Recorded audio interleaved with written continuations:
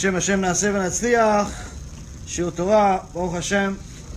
We're back in Aventura, the Breslov Center, continuing our Mussar series, and Bezrat Hashem, continue helping Neshamot come back to Hashem, continue getting Neshamot to work on themselves and improve themselves. I mean, the self-help industry, where you have coaches, they call themselves life coaches, like a Tony Robbins type of motivational speaker, Zig Ziglar, or you have a rich dad, poor dad type of personality, who wrote and made millions from the book, really, more than he did from actual real estate that he talks about. And the point is that the self-help industry, the motivational speaker industry, the industry that is, in essence, trying to piggyback off of what the Torah has taught us already for the last 3,300 years, which is called Mussar in a single word, is a multi-billion-dollar industry. People are constantly looking for advice of how to live their life, how to improve their life, what do they need to change, what do they need to tweak, how to be happy, how to be successful. The beauty of the Torah is that everything and anything that's any good in the world must have a source in the Torah. Must. There's no such thing as anything that does not have a source in the Torah if it's good. If it's not good, it could be the creation of man. But the beauty of the Torah is that the Torah is one of the main reasons of why Hashem gave us the 613 mitzvot. The Arizal explains is that because in order for you to be good, in order for you to work on your midot, in order for you to improve your character traits, you need the mitzvot for that. Because the mitzvot are going to give you a structure of how to wake up. What do you do first? First thing you got to do is remember, be thankful. Of course, you're thanking Hashem, He gave you the neshama back. So first thing you have to think about when you first wake up is being grateful. An ungrateful person is one of the few people that Hashem hates. Gemara says it. There's only a few people that Hashem hates, character traits that Hashem Amash hates, and someone that's ungrateful, they call it kfui tova, Hashem hates him. So the first thing that Hashem wants to teach you, say thank you. Learn how to say thank you. Somebody gave you a ride, say thank you. Somebody got you a sandwich, say thank you. Somebody gave you, whatever you just ordered. Somebody just gave you whatever you just bought. Don't just assume, he works here. It's his job to give me what I want. It's his job to serve me. Like you're some king. Overseeing his little miserable slaves. Now, even though you're the son or daughter of the King of Kings, the reality of it is the King of Kings doesn't act that way. The King of Kings doesn't say, you have to serve me with or without knowing why, with or without receiving a reward for it, with or without enjoying the actual task itself, with or without enjoying the world that I created for you. If Hashem was really acting like some people in the world, where they think that everyone's there just purely to serve Him, they would say, you know what? You have to do Birkat HaMazon every day. You have to do, every time you eat bread, you have to do Bracha Rishonah, the first prayer, the initial prayer. Let's say you want to eat a fruit, Borei Pei Etz. You want to eat a tomato, Borei Pei Adama. You want to eat some type of a cookie, Borei Minei Mezonot. You have to do a prayer. So if Hashem was like one of these people, Chas v'Shalom, that thinks everyone's there to just serve Him just for that, just because, they would just make everything taste the same. Taste the same. You want to enjoy the cookie. The cookie, the orange, the watermelon, the rice, the meat, everything would taste the same. This is exactly what happened to the snake. The snake caused Adam Rishon to sin. And Hashem said, oh, you were supposed to be the king of all the animals. You were supposed to get the biggest prize out of all the animals. You walked like a human being. You were the most beautiful creature I created, other than Adam Rishon. You're supposed to be a king. You spoke. But you put your hand where it doesn't belong. Now you're going to get the exact opposite. Now everything is going to be the same. Everything's going to taste the same. So first thing that Hashem Yitbarach tells us is something that we all need to know, whether you're Jewish, Gentile, whether you are a man, woman, child, old, young. First and foremost, be grateful. Say thank you. That's the first mitzvah. Start off the day. After that, you got to wash your hands. Or you got to go to the bathroom and then wash your hands. If you have to go to the bathroom first and then wash your hands. Then do netilat yadayim. Don't do netilat yadayim and then go to the bathroom and then do netilat yadayim again. First go to the bathroom, then netilat yadayim. And the reason why is because the Asher Yatzal, there's a prayer, the prayer that's right after it, Eloi Neshama Sheli, it's supposed to go one after the other. The Asher Yatzal and the other one is supposed to be connected. So if you have to go to the bathroom first, then wash your hands. But what is Hashem saying to you? Be clean. Be clean. Not just spiritually clean. Be physically clean. Don't be one of these stinky little losers that says, no, I'm a tzaddik, I'm a chassid, I'm a something, and that's why I don't take a shower the whole week. What, so everybody has to suffer because you're a chassid? You have a shower? Go take a shower. If you have to go to the bathroom, go to the bathroom. It's teaching you, be clean. Not just spiritually clean, of course. That's the next thing. After you're physically clean, then you can talk to me, Hashem says. Because in a place where if there's bad smell, you're not allowed to pray there. You're not allowed to learn Torah there. Not allowed to learn.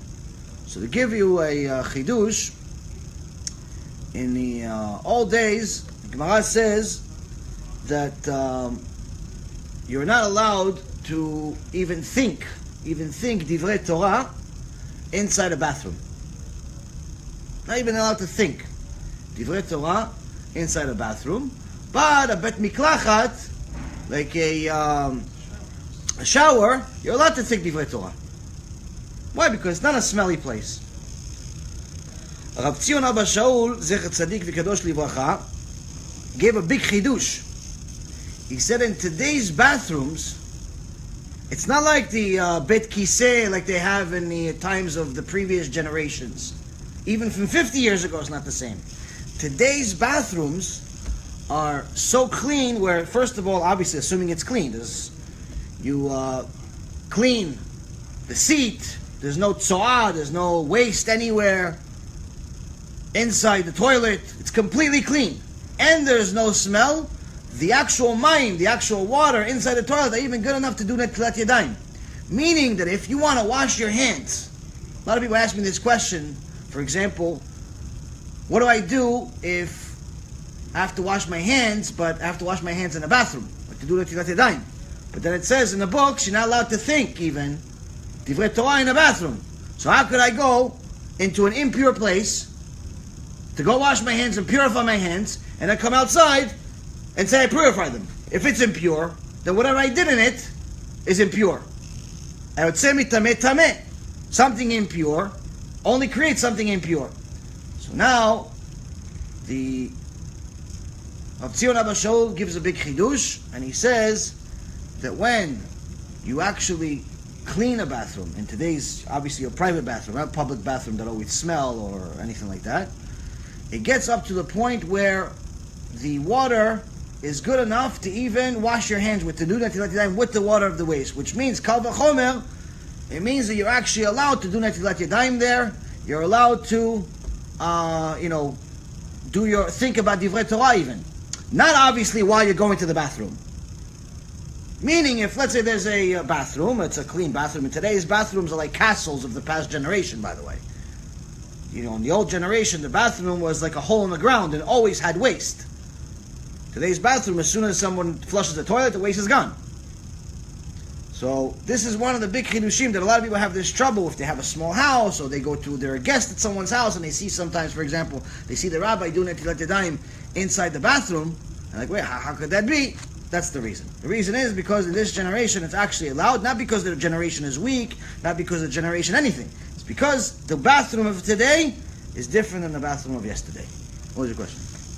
What are you washing your hands for? What do you mean? Like, why do you need to do that? Purify your hands. Purify your hands? Yeah. From any tum'ah that you have on your hands. From ruach ra'ah, from things of that nature. Yeah. So if you do the necessitan inside the bathroom, Right. and then you walk out, Right. the ruach is still on your hands. No, that's what I'm trying to explain to you. The Shulchan Aruch that was written approximately 500 years ago, in those days, the bathroom always had ruach ra'ah, because the ruach ra'ah, first of all, it's in a place that smells. It's one of the reasons why you can't pray or do any divrei kodesh in a place that smells, is because there's ruach ra'ah there. But aside from that, the bathroom that we're talking about in the Shulchan Aruch is the very bathroom that they talk about the same thing in the Gemara. It's a hole in the ground, or it's a toilet, but there's no plumbing. The bathroom of today does not have a ruach ra'ah if it's clean. Again, emphasis on it clean. If you're one of these normal house of a married couple's house is usually clean. If it's a bachelor, then forget about everything I just said, because they probably never clean anything. But if it's somebody married, or somebody that's cares about the aesthetic look of his house and doesn't want to be like a garbage pail kid, then he's going to clean the bathroom. So meaning there cannot be any waste whatsoever in it. Waste meaning from your body. Can't be any urine there or any feces there. Now, it has to be clean. In that case, you're allowed to use it. Now again, obviously, if you have a kitchen area or someone that's nicer to do it over there. But if you do it in a bathroom, it's not you're doing everything perfect. There's nothing wrong with it, because the bathroom, when it's clean, does not have the ruach ra'ah. When it's clean in this generation. Now again, this is a completely different bathroom, and it's very hard for us, especially the younger generation, to think of anything like that, because for us to think of a life without plumbing is unfathomable. Like, imagine every time you have to go to the bathroom, you have to leave the town. You have to go 5 miles out of town. Imagine that. Can you imagine that? You can't imagine it. I can't imagine it. Why? Because we're thinking, as soon as I go to the bathroom, I go to the bathroom 500 times a day. Well, I'm going to go 500 times, I'm just going to live there. Why is it 5 miles outside of town or 3 miles outside of town? Because it always had waste. So it would be disgusting. Wasn't it just a hole in the ground? Yes, a hole in the ground, but it was covered. No, people didn't just like they had to be modest. They had no lights either. So the point is that the point is that with the times of change, we took advantage of it. Obviously, there's certain things that have changed because of it, but nonetheless, there's a lot of things that we can learn from the sages, that from this generation, from previous generations, of how privileged we are. Now, moving forward, as far as the character traits that everyone wants to continuously work on, is how to make money, how to be more successful in life, how to do everything and anything that they're doing better. How to do everything better. And the beauty of the Torah is that the Torah already gave us an instruction set. If you as a human being are better, the outcome of your actions will be better. But if you are a despicable human being, then the outcome of your actions most likely will not be. Now, this is a limited statement in the sense that there are plenty of evil, wicked people in the world that are very, very successful in certain aspects of life. So it's not that necessarily just because somebody's a bad person, they're poor. It's actually quite the opposite usually. But meaning that if someone wants to work on their character traits, they don't need to look any further. They don't need to buy any self-help books. They don't need to go to any seminars. All they need to do is either come to the lectures or perhaps watch them or read the books by the sages, whether it's Pirkei Avot or Mesiyat Yesharim, or the book by Rabbi Israel from Salant or Pirkei Avot. There's plenty of books that were written in the previous generations about Mussar. Now, the problem is that we think that a lot of things have changed just in the past generation. And that's actually what I used to think as well, where a lot of things have changed, where, you know what, our grandparents with tzaddikim were 100% reshaim. But in reality, the problem always existed with Am Yisrael. We've always had wicked people, we've always had righteous people. What's happened in the last couple of 100 years has been very different from any other time in history. And in the beginning of the book, by Rabbi Israel from Salant, which was actually written by his disciple, Rav Yitzchak Blazer, he says this: man's strength has continuously waned until this generation, which is the late 1800s, so this is a little over 100 years ago, where in the wake of our many sins, our health has deteriorated and we are overwhelmed with frailty. Pain and illness from all types of disorders affect the majority of people. Likewise, peace and harmony of the soul, meaning its very life force, is virtually non-existent. So already in the beginning, it sounds like I'm reading a book from today, from one of today's authors. Continues, he says, an impure spirit has succeeded in altering our reality, bringing numerous innovations that are patently inferior and a host of substandard modifications in the service of the Creator. So unlike what we thought previously, we thought that all of these strange movements that are starting, that are not exactly the most kosher way of servicing Hashem and worshiping Him, he says it's already started a couple of 100 years ago. And even in the times of the Arizal, which is even before that, there was all types of strange things that people tried to modify the Torah. But here, he's talking about something specific. Here, he's not necessarily talking about Chassidut.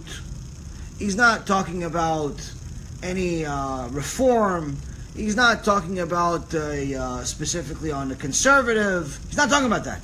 What he's saying here is something very, very interesting and very relevant to today.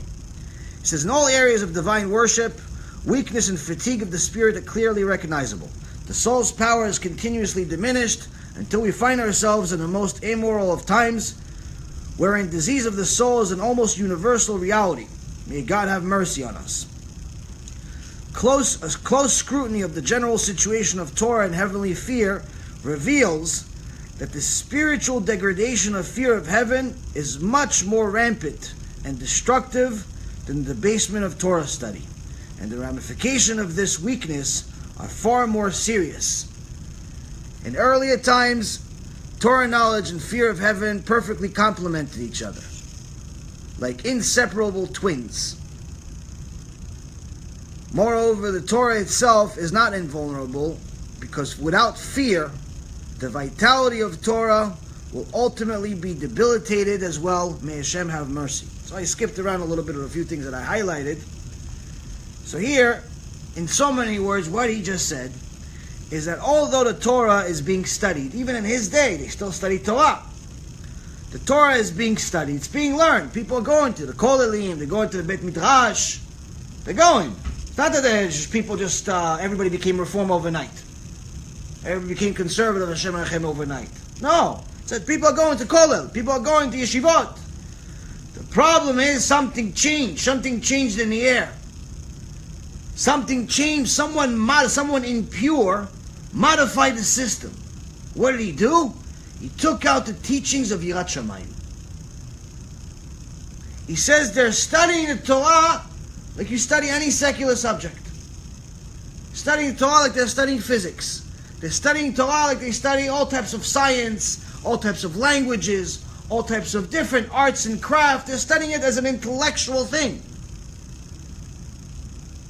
And by studying Torah without studying Yirat Shamayim as its foundation, he says the Torah itself becomes vulnerable. It's no longer the same Torah because it won't have the same impact on the person. And this, unfortunately, is one of the things that I see as a major epidemic in the yeshivas today, where I see that some people that like to debate me, or other rabbis, they're not always am haaretz. They're not always ignorant people that know nothing. Many times, actually, more so than ever,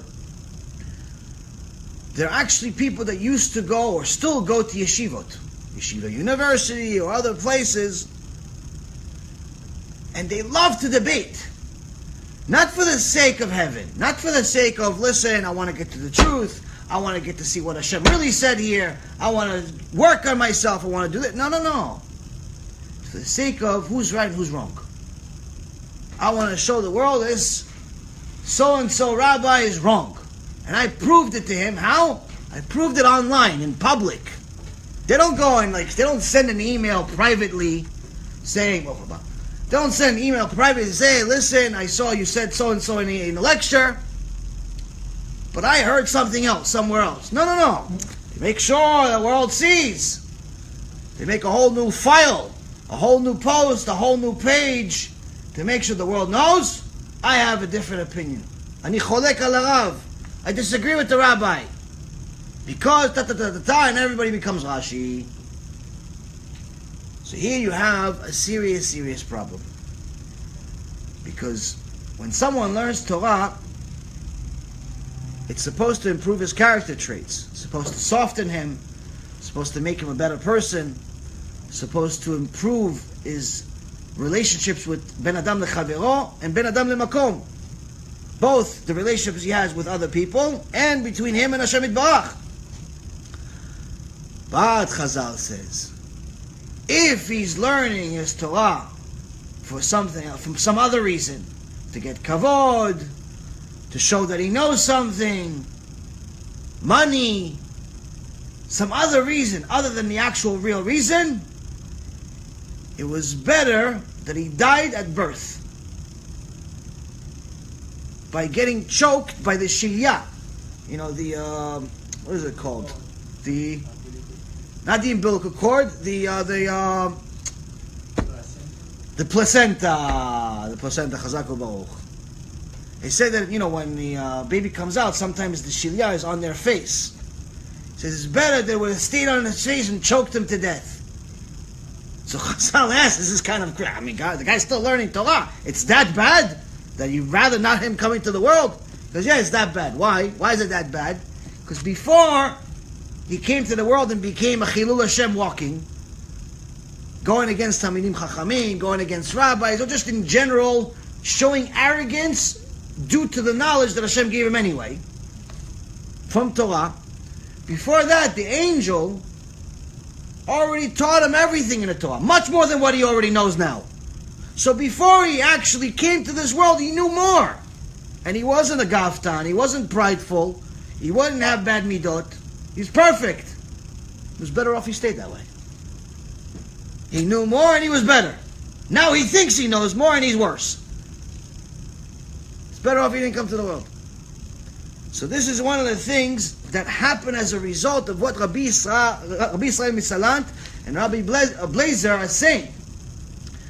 When Limud Torah is not done together with Yirat Shamayim, the effect of the Torah is not the same. It's not the same. It cannot be the same. It cannot be the same. You cannot study Torah purely for intellectual reasons and ignore all Mussar, all Tochachot, all the things that are rebuking you and slapping you back to reality, reminding you that you started as a little putrid seed and you're going to go and become eaten by the maggots eventually. You forget about that part. You worry so much about what happens in the middle. It says your Torah is Ta'avat Hashem. It's not even Torah. It's not from Shamayim. And this is one of the most important things that distinguishes us from the traditional self-help book.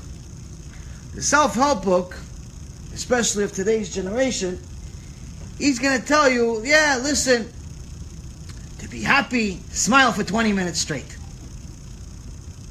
Smile for 20 minutes straight, look at yourself in the mirror smiling for 20 minutes straight, and you'll see that your mood improves, which is true. Your mood will improve. There's only one problem. It's temporary. It's temporary. Why? Because, okay, you smile in front of the mirror for 20 minutes, You're happy for the next hour, let's say. But then you get a flat tire. What are you going to do? Smile again? You have to change the tire.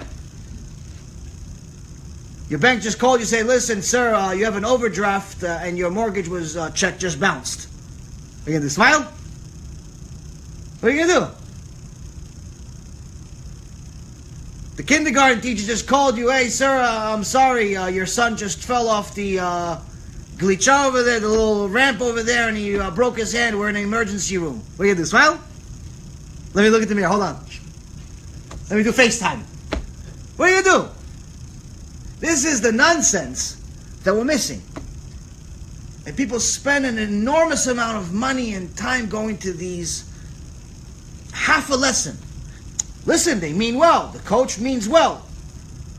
But without the actual rebuke that is necessary, without the actual divine instructions of, hey, my friend, yes, you can smile in front of the mirror, but just remember, the smile is not going to fix your problems. You stop doing what you're doing, that's going to fix your problem. Stop stealing, that's going to fix your problem. The cops are not going to chase you anymore. Stop yelling at your wife, that's going to fix your problem. You're not going to have shalom bayit problems. Stop writing checks when you don't know you don't have money in the bank. That's going to fix your problems if you stop doing it. Stop doing what you're doing wrong. But if we keep telling everybody, no, chaver sheli, achi, my brother, you're good, we love you, everything is good, you're the best, you're the best, constantly give each other compliments. If I get compliments all day, why would I need to change? And this is where Rabbi Yaron Reuven and Baalei Mussar in general are constantly reminding us that this is a very necessary part of your development. You need to be reminded of things that you've done wrong in order to fix them. If you're not reminded of what you're doing wrong, if you're not constantly doing cheshbon nefesh, meaning you're actually looking in a mirror and not smiling, you're looking in a mirror and reflecting, okay, what did I do wrong? Based on the instruction set that the divine creator gave me. What did I do wrong? So now, this Mishnah Gimel Bet, continues to elaborate on this point in a different way. רבי חנינה, סגן הכהנים, אומר, הווה מתפלל בשלומה של מלכות, שאלמלא מוראה איש את רעהו, חיים בלעו. Rabbi Hanina, the deputy Kohen Gadol, meaning he was second in command after the Kohen Gadol. If the Kohen Gadol needed a replacement, he's the first one to replace him. But in general, the deputy Kohen Gadol, the Sgan HaKohanim, he was the one that would take care of the business. Take care of if there was communications with other governments, if there was communications with other leaders, all of the major communication, usually the vice president does. President comes to sign the contract. President shows up, the Kohen Gadol, the Avdil, comes, the 5 minutes of prayer during Yom Kippur. Yom Kippurim. Why? Because that's when I need to be holy of holies. I can't even think of a bad thought. Why? Because if the Kohen Gadol goes into Kodesh Kodashim and even thinks of something inappropriate, he dies on the spot. And since no one else can enter the Kodesh Kodashim, they would have bells on his uniform that would make sounds every time he moves. So as soon as there was no sound, he's not weighing, he's not praying, he's not doing anything, what do they know? He died. So now how are you going to get him out? They had a chain connected to his leg. They would pull him out because no one else can come in. It's Kodesh Kodashim. Shekhinah is inside there. We're going to get to continue. So now in the times of Rabbi Hanina, Sgan HaKohanim, was a very, very difficult time during Bet HaMikdash HaSheni, where the Romans made business out of Judaism. And they said, listen, whoever wants to be Kohen Gadol can buy it now. Can buy the position. You have money, you be Kohen Gadol. You can't just buy the Kohen Gadol position. And the reason why is because every year you have to go to Kodesh Kodashim. Okay, so the whole year you're a show-off. The whole year you wear the uniform, you wear the 3-piece suit, the 8-piece suit, this suit and that suit. You look good. You have meetings with the presidents. Everything is wonderful. 5 minutes still coming up. If you're not righteous, if you're not 100% pure, not 99, 100% pure, not just the 5 minutes, the whole year, instantly as you walk in, die. So you have to really think about this and say, nobody in their right mind would ever buy something like this, even if they have all the money in the world. It's not worth anything. He knows he's going to die. But what we see in Bet HaMikdash HaSheni is there were over 300 Kohanim during the 420 years we had Bet HaMikdash HaSheni.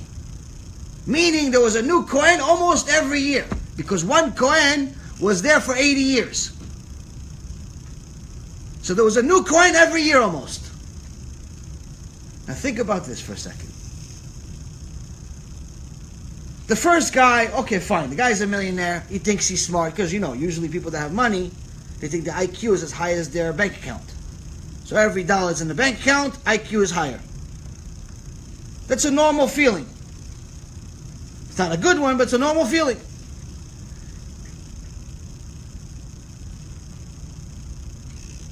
So now, the guy goes in. He dies. He's not righteous. Hashem kills him. Hashem doesn't play games. Second guy comes in. He goes, no, listen, I'm more righteous than this guy. He was a wicked. He didn't really make his money the honest way. He stole a few dollars. I made my money the hard work. I'm more righteous than him. He dies. Okay, fine. The third guy sees, I'm more righteous than both of them. He dies. Fine, I can explain the first few. You know what? Let's do kaf zchut. You could explain the first 299 somehow. Somehow everyone had an excuse that they all thought that they were righteous enough to be a Kohen Gadol. What about the guy number 300? You just saw almost 300 Kohanim die every year. And you're still buying the Kohen Gadol? You still think you're more righteous than everybody else? Are you that stupid? Are you that dense? You just saw 300 people die. It's not like 300 people died in 5 minutes like a plague of some kind. Every year, the guy goes in, doesn't come out. What makes you think you're better than 300 people? First guy, okay, fine, I understand him. Second, third, fourth, fifth, 10th. But 300.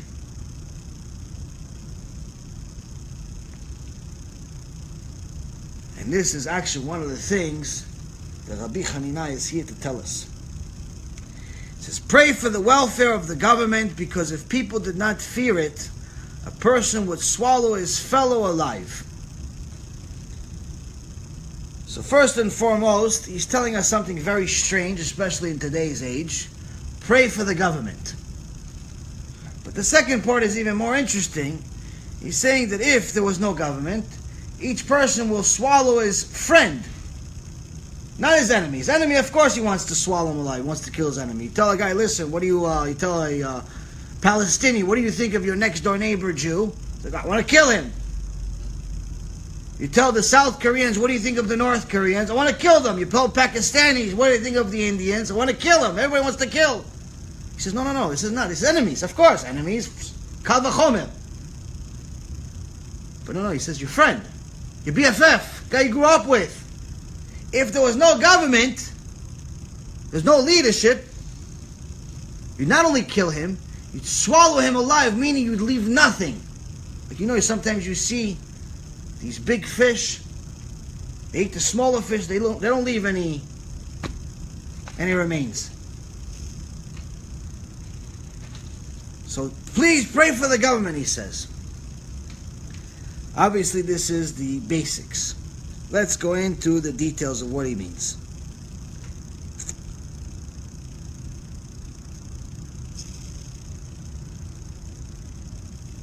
First and foremost, many people call themselves patriotic. whether it's the United States, or it's Israel, or whatever country they live in. Oh, I love my country, I love my country, I love my president, I love my president. In reality, first thing Rabbi Hanina is telling us here is that praying for the government is for your own self-interest. It's not really because you love Donald Trump. It's not really because you love whatever other leader you have. Is that you actually need them to run the country. Because if they didn't run the country, if there was no president, if there was no king, if there was no superior, if there was no cops, there'd be chaos. There has to be some level of order. So please spare us your patriotism and realize that you're really doing it for your own self-interest. Why? Because you wouldn't be able to survive. Why? Because your BFF is going to eat you up. So you need them.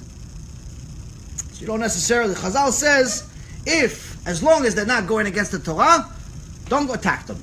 Don't say, oh no, this guy is a bad guy, this guy's a loser. Don't do any of that stuff. Like the people that go and make protests against certain presidents or certain politicians for no reason, like they just don't like them, they don't like their policies or whatever it is, unless it's a policy that's against Torah, unless this is a person that's, let's say for example, he's a hater of Israel. If he's not a hater of Israel, be quiet. Don't voice your opinion, don't say anything. Serves no purpose and it's also not allowed. Especially if you're living in that country.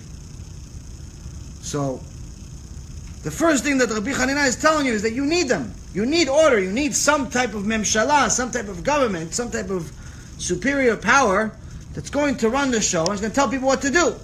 And the reason why is because to tell people, listen, you need to do it because it's a good idea.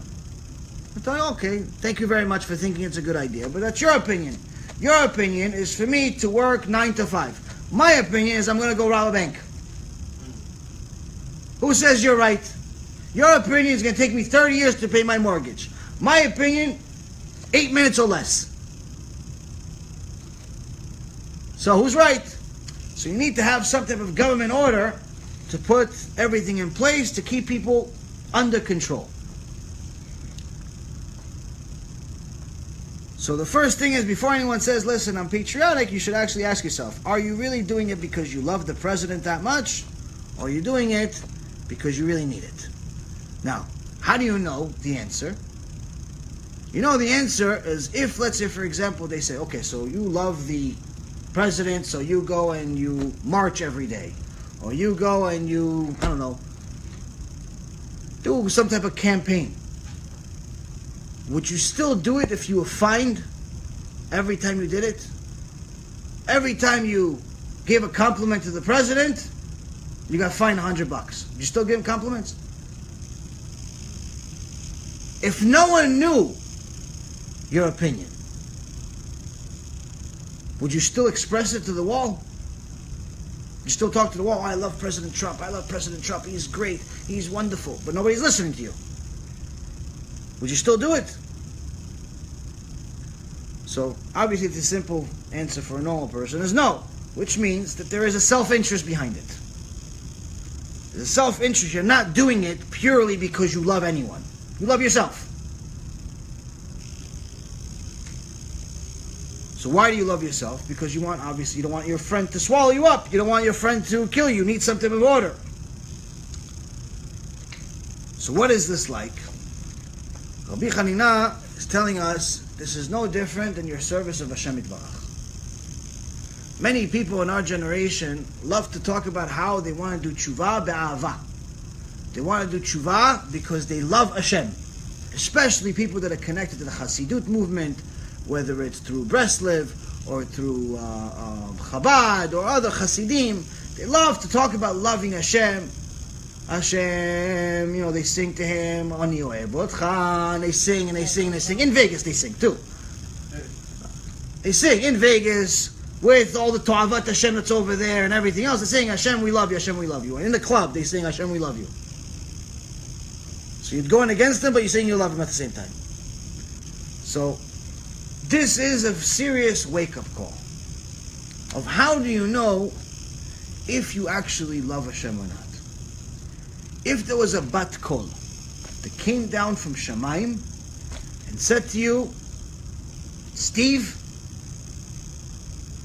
from now on, there's no more punishment. Do whatever you want. It's on me. No punishment. You know everything we wrote? Gemara, Masechet Sanhedrin. Everything we wrote, Gemara, Masechet Shabbat, Masechet Avodah Zarah, Masechet Megillah. All over the Gemara, it talks about punishment, punishment, punishment. Everything this Rabbi Yaron says, cancelled.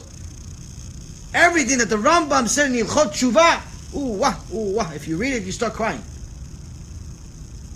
He said what happens to the wicked. Ooh. If you hear what Masechet Gehenom and Reshit Chochmah talks about what happens to the wicked, oh. He says, no, cancelled. For you, Steve, it's on me. Do what you want. Now, Steve. Now, Simcha. What are you going to do? What's the first thing you're going to do? Is the first thing you're going to do is go online, eBay. I'm buying a poker set so I can start having a game in my house. I don't even need to go to the casino anymore. And you go borrow all the money in the world from the credit cards so you can take it to the tables, go to the clubs, go to this, go to that. On Shabbat, it's no Shabbat anymore. He says, Bat Kol says it's cancelled. The girl takes off her jacket, she puts back the miniskirt she's been keeping on the side the whole time just so nobody sees. No kisui rosh, no nothing. We put back the tank top we had. Is that what they do? What do you think, Amos? What do they do? Or they operate normal. Time to go to yeshiva, pray. Atanu, avinu, pashanu. Hashem, we love you, I love you, I love... What do we do? No, Amos. Wicked. Become wicked. Yeah, 'cause you can get away with it. So does that mean you really love Hashem or no? It means you love yourself. Aha. So it means if you're going to go to Las Vegas and become immodest and you're going to make all the things that before you heard this bat kol tell you everything's allowed from now on, just like the Christians say, everything's allowed as long as you believe in JCPenney. Go, you could be Hitler, you could be Machshimo, you could be this one, you could be that one. You believe in some guy died 2,000 years ago, everything's good, it's on us. It's good. You could be Karl Marx, you could be Martin Luther, Machshimo, you could be all these Ta'avat Hashem people, just believe JCPenney. Shtuyot. So, if you actually have this bat kol, say, listen, everything's allowed. And from now on, you're going to start doing everything else that all the goyim are doing. You're going to start operating as if there's no din, there's no dayan, there's no Torah, there's no Mishnah, there's no nothing. You're going to go and act like the animal that you've been the whole time. Then you, my friend, don't love Hashem for even 1 penny. 1% love you don't have. 1%. Why? Because if you love somebody, you do it just because. If you love somebody, you do it because it makes them happy. Not because it makes you happy. What makes you happy is making them happy. What makes you happy is Hashem being pleased with your neshama, fulfilling His will. Not because you're going to get some schar, you're going to get Gan Eden, Olam Haba, you're going to get Parnasah, you're going to become rich, you're going to become powerful. No, my friend. That's not Ahavat Hashem. That's business. If you're doing your mitzvah because you want Hashem to give you money, that's business, my friend. If you're doing mitzvot because you don't want Hashem to punish you with an illness for 7 years, that's Yirat Shamayim. That's not love. It's good. Sakal Baruch. Makom Shalom Nishma Bal Ishma. Good, start that way. But don't call it love. Don't tell me, oh, we love Hashem, we love Hashem, we love Hashem, because you don't love Hashem. You love yourself. And that's the vast majority of the world, and by vast majority, I mean probably 99.9999999%. Because to do a mitzvah purely because it's going to make Hashem happy, it's going to make Hashem content with you, You, my friend, are a different level, especially in this generation, because it also means that you've gone to the highest level of Yirat Shamayim. You can't just skip everything and get to Ahavat Hashem. You have to start with Yirat Shamayim. You have to start with fear of Hashem first. Because without fear of Hashem, you're an animal. Where do we learn it from? Avraham Avinu. Avraham Avinu, alav hashalom, he says in Parashat Vayera, when he gets to Avimelech's army finds out that Sarah is hiding, and she, according to this Avraham, is his sister. So it's beautiful, wow, great. Come, introduce her to the king Avimelech, most beautiful woman that ever lived. She was shining from beauty. You see a diamond shines? She was shining from beauty. Something like that we can't compare ourselves to. Why? Because the Gemara says we are closer to looking like monkeys than we are to Sarah Imenu. But what's the number one compliment that Hashem gives her? She was modest. No one knew how beautiful she was other than Avraham Avinu. So now, you see, they're about to take his wife, and then Hashem makes miracles, closes all the openings that Avimelech and his people have in their body, closes their eyes, closes their genitals, closes everything, and comes to him in a dream and says to him, "You're with Eshet Ish, I'm going to kill you." He says, "No, I didn't know." He goes, "I know you didn't know. I know you didn't know. That's why I didn't kill you yet. But the man you're dealing with, he's a prophet. He talks to me. He's a holy man. Release his wife." So Avimelech, obviously upset, comes to Avraham. He says, "Why don't you tell me? If you told me you're a holy man, you told me you're a man of God, told me this is your wife, what's the problem? Go. We don't need your wife. I can have any woman I want." Avraham Avinu says this, "Vayomer Avimelech el Avraham, ma ra'ita ki asita et hadavar hazeh. Vayomer Avraham ki amarti rak en yirat Elohim bamakom hazeh, ve'haraguni al dvar ishti." Avimelech says to Avraham, "What did you see that you did such a thing?" Meaning, what did you see in my people and me? Why, I was that wicked, I'm that such a bad person. You have to bring this disease to my house. You're a man of God. You knew God was going to punish me. Why'd you do this to me? What'd you see? How did you know I'm such a wicked person? How did you know that I'm going to fall for it? How did you know? What did we do? What gave us away? Avraham says, "Because I said there's no fear of God in this place, and they will slay me because of my wife." He says the people that you have working for you, they have no Yirat Shamayim. They don't fear God. They fear you. They fear you, the king. They just want to please you. So, if they want to please man, they have no consideration to Hashem Yitbarach. They don't even think about God. Which means, first thing they want to do is make you happy. They saw a woman, said, "Oh, perfect for our king." Why? So he can pay us more money. Maybe he'll give us a raise. Maybe he'll give us a vacation. Everybody's self-interest. And I knew that if I told them, "This is my wife," I said, "Oh, listen, if she's married, even our king is not going to be with a married woman. So let's just kill this guy." And now she's single. If she's a sister, who cares? She's a sister, let's help him, let's help him out, give him a few dollars, make him happy, convince him to give us his sister. Make it nice. Make it formal. He said, "I saw they had no fear of God. And because they had no fear of God, they would kill me." Avraham Avinu teaches us something that's very, very important for each and every single one of us to know, because it's not only relevant to the people of this parasha from over 4,000 years ago, it's still relevant to the body you live in today. The body you live in today still has that very same animalistic nature in it.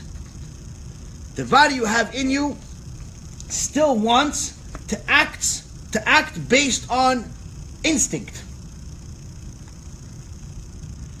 hungry, you want to eat. What do you want to eat? Sweets, salts, a bunch of things, usually things that are not healthy for you. The most delicious stuff in the world is usually not healthy. That's what your body wants. Aside from that, tell a guy, listen, get married. Get married? I'm only 42 years old. What? I'm still young. Why? Because he wants to have a new girlfriend. He wants to have a new wife every week. What is his body desires something new, constantly. He thinks that anything that's more than a day old is old already. His whole body is working based off of instinct. He's no different than the lion. The lion is hungry, he goes hunting. If he's not hungry, he sleeps. The lion operates based purely off of instinct. And the same thing for every other animal. Humans, technically, are the only species in the world that kill for no reason. We're the only species that do it. A lion is never going to kill some deer just because he didn't like them. He's from that tribe, I don't like them. They're Ashkenazi, they're Sephardic, they're Drom Africa, they're South Africa or North Africa. He doesn't think about that. He's hungry, he goes hunts for the deer. Humans, on the other hand, unfortunately, we hunt for different reasons. Sometimes we hunt purely because we're angry. It's actually Rabbi Yehuda Levi, I believe it was, or Levine, Yehuda Levine. It was a case of maybe 30 years ago. He went and visited somebody in prison before he got death sentence. Why did he get the death sentence? This is a religious guy. Religious guy is getting death penalty. Why? On Yom Kippur, he killed his best friend. So he sees him. He wants to, he's still a Jew. He's still son of the King of Kings. And he sees that he's upset. He goes, well, you're upset that you're going to be killed? He goes, no, listen, I'm upset that obviously I'm going to be killed, but I'm actually more upset because you probably think I'm crazy. You probably think I'm a very bad person. But I'm not. I'm not a bad person. Throughout all my life, I was very religious. Kept mitzvot. Went to pray, went to shachrit, mincha, arvit. Okay, so what happened? What? Not only what happened. Okay, you killed somebody. You had to kill him on Yom Kippur. Out of all the days of the year, you picked Yom Kippur. Because you don't understand, Kvod Arav, you don't understand what happened. Yom Kippur, we had the break. We got into an argument. The argument got so heated, I lost control of myself. And I killed him. The rest of the year I'm fine. But I finally learned what it means in the Gemara when someone gets angry, Kol minei Gehenom sholtim bo. All parts of Gehenom take control over him. The Gemara says that every time someone makes a mitzvah, he creates for himself an angel that gives him power to make another mitzvah. But every time he makes an averah, every time he makes a sin, he also creates a demon that tries to convince him to make another demon, to make another sin. That's why he say mitzvah goreret mitzvah, averah goreret averah. One mitzvah leads to another mitzvah, one sin leads to another sin. Because the more sins you make, the more demons you're creating, the more power they're going to have over the few angels you made. They take control.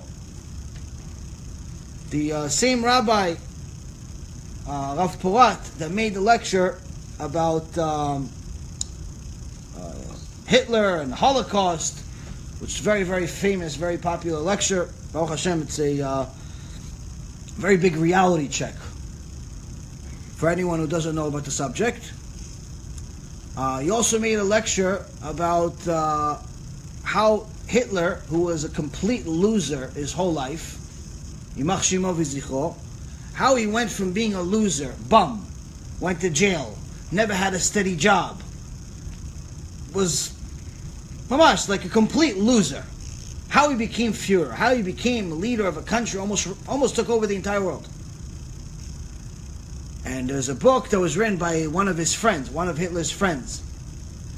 And in the book he says that Hitler always loved kishuf, black magic. He always liked black magic his whole life. And the way kishuf works, without going into too much details, is that in essence you do bad things in order to create those demons on purpose. Because eventually you create enough of them, they take control over the situation. You could actually even become friends with them to such an extent that you become a demon, you become a devil worshipper. So he says that mamash, that Hitler, got to such an extent that he sold his soul to the devil, and the devil went, for all the bad things he was doing his whole life and continuing to do, the devil took control of him. Satan took control of him. This is very mystical stuff that some people don't like. Point being is that when someone is doing something horrible, something that's against Hashem, there's a consequence for it. It's not just the punishment they'll get one day when they get to Shamayim. It's also something that happens here. There's some type of impact it has on their neshama here. So Rabbi Chanina Zgan HaKohanim is saying, when someone gets to such a point that they can't control their anger, even their best friend, they'll swallow him alive. Obviously the enemy they want to get rid of anyway. They don't need to be angry to get rid of their enemy. He's talking about his best friend, just like this guy killed his friend on Yom Kippur. Rabbi Chanina is telling you the same thing.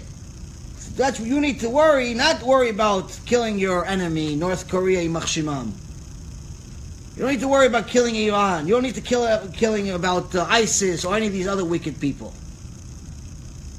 You need to worry about how you deal with your best friend, how you deal with your wife, how you deal with your husband, how you deal with your kids. So what does this have to do with government? Government really is called Malchut. Malchut means kinghood. Kinghood is also another representation of Hashem Yitbarach. When you love something, very rarely is it going to be such a love, such a huge amount of love. If it's, let's say, for example, loving a wife, loving your kids, loving government, a politician of some kind, it's still not going to stop you from doing something against them. You love your wife, but you're still going to yell at her once in a while if you get upset. You love your husband, you're still going to shout at him just because you got upset. You love your kids, but you're still going to yell at them because you're upset. You love your government, let's say you're a patriot, but you're still going to drive 30 miles over the speed limit if you have the opportunity. You're still going to overcharge if no one's going to notice. You're still going to do a bunch of things against them, because that love by itself is not going to tame you. It's not going to stop you. Because at the end of the day, you have self-interest first. Self-preservation first.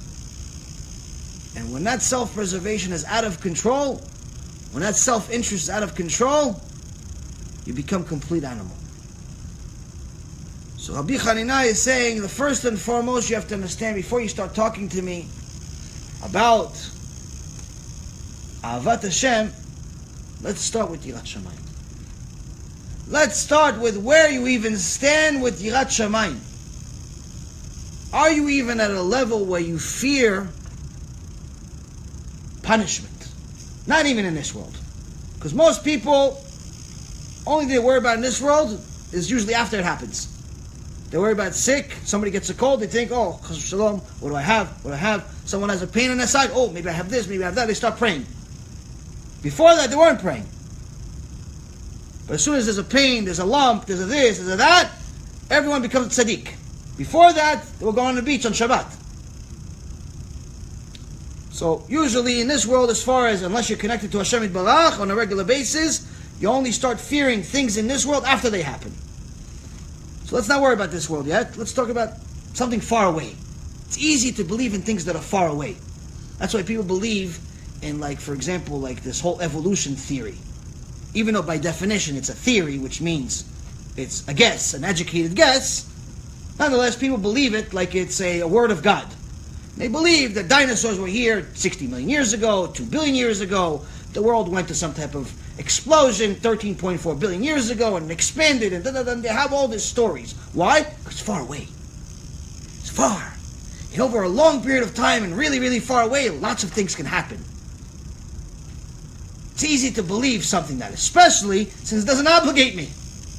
Believing something happened 13 billion years ago doesn't do anything for me. I believe it, I don't believe it. I don't get beat up either way. Nothing happens. So it's easy, it's far away. So let's just start believing in something far away. Do you believe in the 13 principles of faith that the Rambam put together? These are 13 things that he said, if you don't believe them, you can't call yourself a Jew.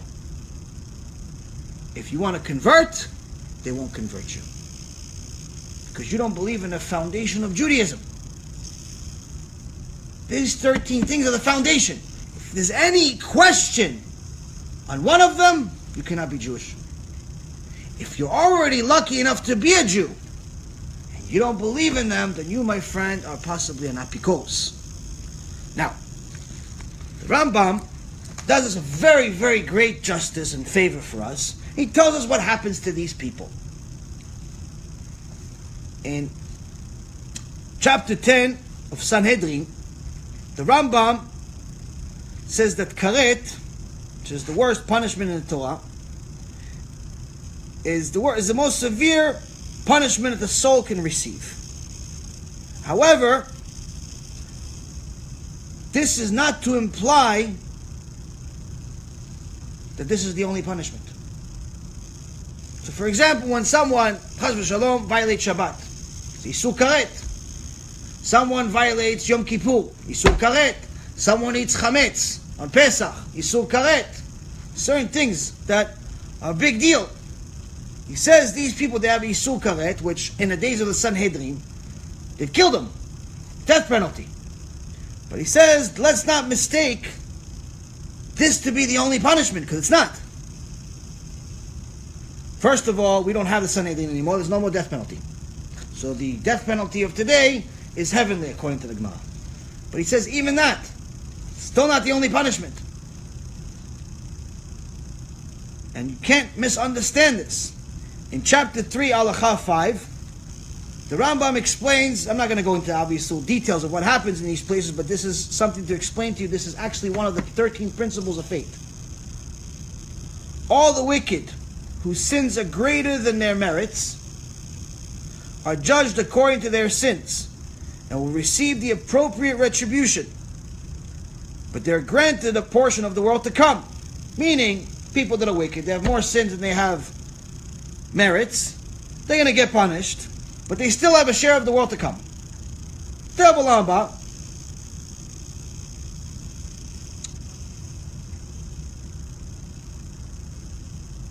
The following individuals do not have a world to come. Rather, their souls are cut off and they're judged for their great wickedness and sins forever. Source for this is Gemara, Masechet Rosh Hashanah, page 17. So for anyone, we're not finished, for anyone who thinks that Gehenom, unfortunately today, there's certain people that call themselves rabbis or Talmidim Chachamim or whatever they call themselves these days, teach people that Gehenom and the judgment after this life, at worst case scenario, is 12 months. Like you do something bad, you're Mechalel Shabbat your whole life, you're a homosexual, you're a murderer, you're whatever, thief, whatever you are, maximum penalty, 12 months. And they say, yeah, and even that penalty is only 12 months. It's like a washing machine, though. You know, because Hashem is good, and He's merciful. He doesn't want to punish you. He doesn't want to hurt you. He loves you. All of that is true, except that it's not 12 months. So Rambam helps us out. And he says the following. This implies that in addition to being cut off from the world to come, in addition to not having a share of the world to come, they're actually also judged in Gehenom and receive an additional punishment there too. So now there are three categories of sinners. A, those who commit minor sins, all of us. They suffer retribution in Gehenom for a maximum of 12 months and are granted a portion of the world to come. This is A. This is pretty much people that are relatively tzaddikim, people that in this generation are probably tzaddikim. You make some minor sins, you didn't know it was Shabbat, you turn on the light, then you realize, oh, it's Shabbat. You were like half asleep. It's still a sin. You ate something and then realized, oh wait, it's not kosher. It's still a sin. It's shogeg, but it's still a sin. Whatever, you made some sins. It says, they have to get punished, but it's maximum 12 months. That's the 12 months. That's for people that are overall righteous. Now obviously if you have more merits than you do have sins, you don't go to Gehenom at all. This year we're talking about people that don't have as much merits. People that are not doing anything good, they're just trying to survive. The robots of the world. Fine. B, those who commit sins punishable by karet, meaning mechalel Shabbat, meaning someone that goes with a married woman, homosexual, all those wonderful human beings. He says they are punished by karet and are cut off and do not merit the life of the world to come.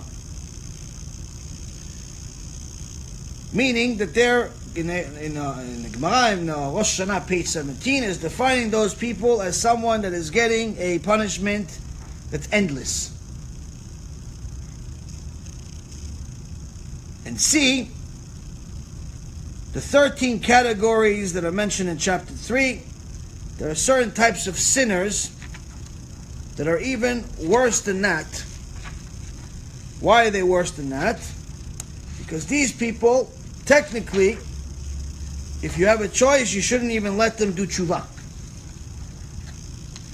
These are the people that possibly have a situation that's so bad that Hashem does not want their tshuva. Who are these people?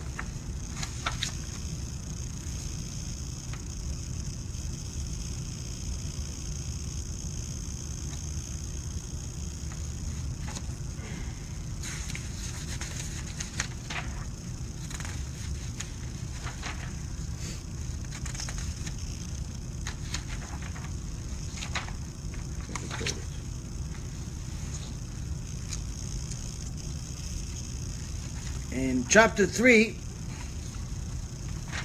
Halakha 6, it says exactly who they are.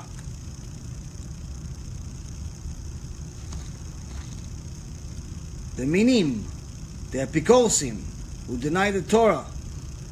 Anyone who denies the resurrection of the dead, or the Mashiach. Anyone who denies, says the Mashiach is not going to come.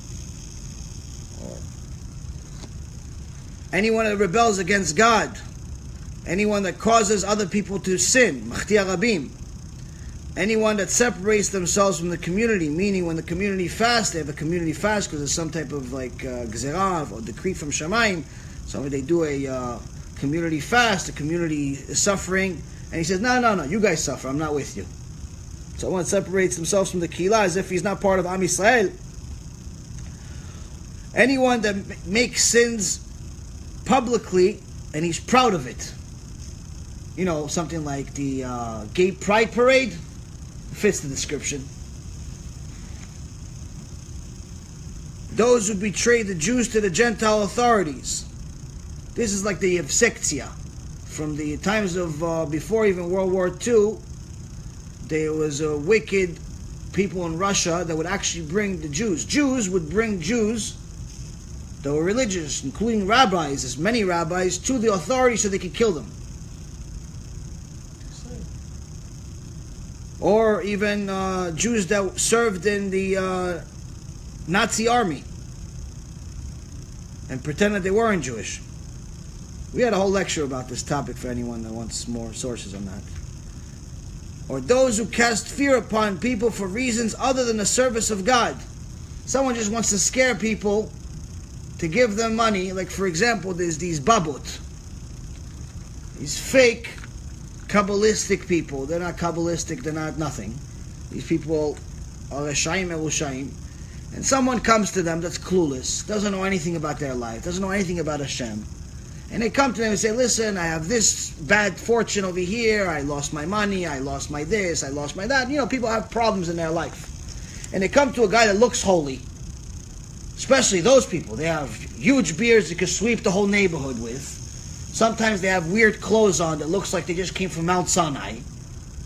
You know, they have like these huge books that have no titles on the desk. And you think, like, wow, this book is from, maybe Moshe Rabbeinu wrote it. You know, you're thinking this guy is like, one time, by the way, there's a story, real story in Israel. There was a famous Mekubal who they found as a fraud. How did they find out he's a fraud? Because some guy who was like a little nosy came to him, and this guy's whole business was that he would sell them water. He would sell people water, these tiny little bottles of water, and he would call it holy water. You drink this water and it heals you. Obviously it's nonsense, but he'd sell each little tiny bottle for $1,000. What would he do? He'd go to the faucet, fill it up, he'd give it to the guy.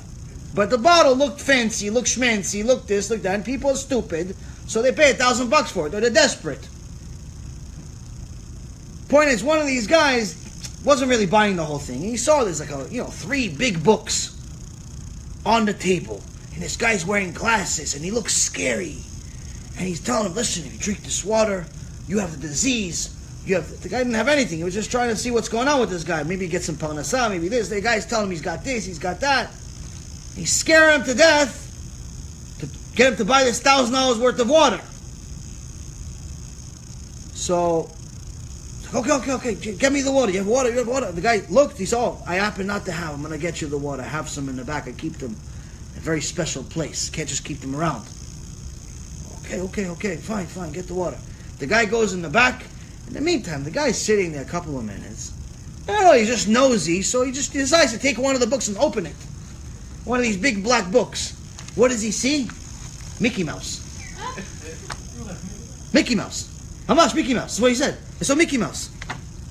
He saw Mickey Mouse, and like it was cartoons. It was a Disney book.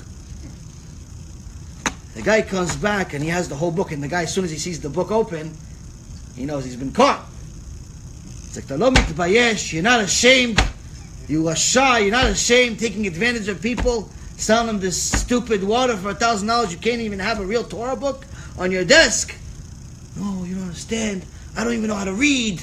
The guy's an idiot, but he's fooling people. How's he fooling them? Scaring them to death. There's another rasha in Brooklyn, also like that. He's doing it for many years. There's many of these rashaim babot. They work in different places, these people.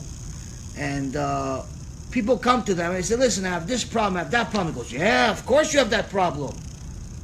Oh, I see. You have a stain in your aura. You have a stain. Wow, it's a big blemish. Oh, you need a special tikkun. You need a special tikkun for your neshama. Okay. The person doesn't even know what modesty is, bichlal o Shabbat. Tikkun, sounds scary. Yeah, you need a special tikkun. Okay. How do I get this tikkun? Where do I buy it? No, I'll do it for you. I'll do it. It's a special prayer. Look, and he shows him a book that's full of Aramaic. No one knows how to read Aramaic unless you're a Talmid Chacham. Look, I have to read these prayers, all this whole book, and this, and we'll do special times, and he'd do it, and he does all these things that sound so far away from today's world. I'm going to do it. I'm going to fix your neshama. You have a blemish. I can see it. You're in deep danger. Someone poisoned you. Someone gave you ayin hara. Someone is this. Wait. And they make up all these stories and scare people to death. Until you ask them, okay, what do I need to do? Oh, just make the check payable to Baba Rasha, $15,000. Baba Rasha, $200,000, $300,000, $1 million. Whatever you have, plus more. People sell their houses. For these Rashayim. Why? Because they're scared to death. Because the guy tells him he has a problem in his neshama. The guy looks in the mirror, he's like, where is it? Where is this neshama? How do I fix it? Can I go to Macy's and fix it? Can my local rabbi fix it for cheaper? Guy is telling him all these stupid stories. Oh, you have to change your name. Why? I was born with my name. No, you have to add another name. Why adding another name? Even though there are some big real mekubalim that say that there is something to the whole name thing. It's not every day somebody gets a second name or a third name or a fourth name. And by the way, if you have multiple names, you have to know there's a rule to the game. There's a rule to the whole name thing. Meaning that every time you tell people your name or they call you, they have to call you by your full name. Meaning if your original name was Daniel and you added, let's say, Gabriel, now your name is Gabriel Daniel. It's not just Gabriel. They have to call you Gabriel Daniel, whatever your last name is. So, before you take on a new name, no, there's a responsibility. But aside from that, people get scared. I heard this Shem Lachem, this woman, she came to this Baba Rasha Merusha with a tank top and shorts. She doesn't keep anything, nothing, not kosher, not even the basic level minimum. She knows not, she's Israeli, but she's unfortunately one of the kibbutznikim that doesn't know anything about anything. But she heard, she has some problems in her life. She heard about, I don't know, some mystical guy. She went to him. And he says to her, yeah, I can fix it. You have a problem, you have ayin hara. You have ayin hara on you. You have a friend. Yeah, I have a friend. And friend has long hair. Yeah, long hair, that's the one. You know, they give you all these like vague things. That of course you're going to say yes. Like these fortune tellers. Wait, you had a bad day last week. Yeah, I did. How'd you know? Everybody has a bad day last week. You know anybody didn't have a bad day last week?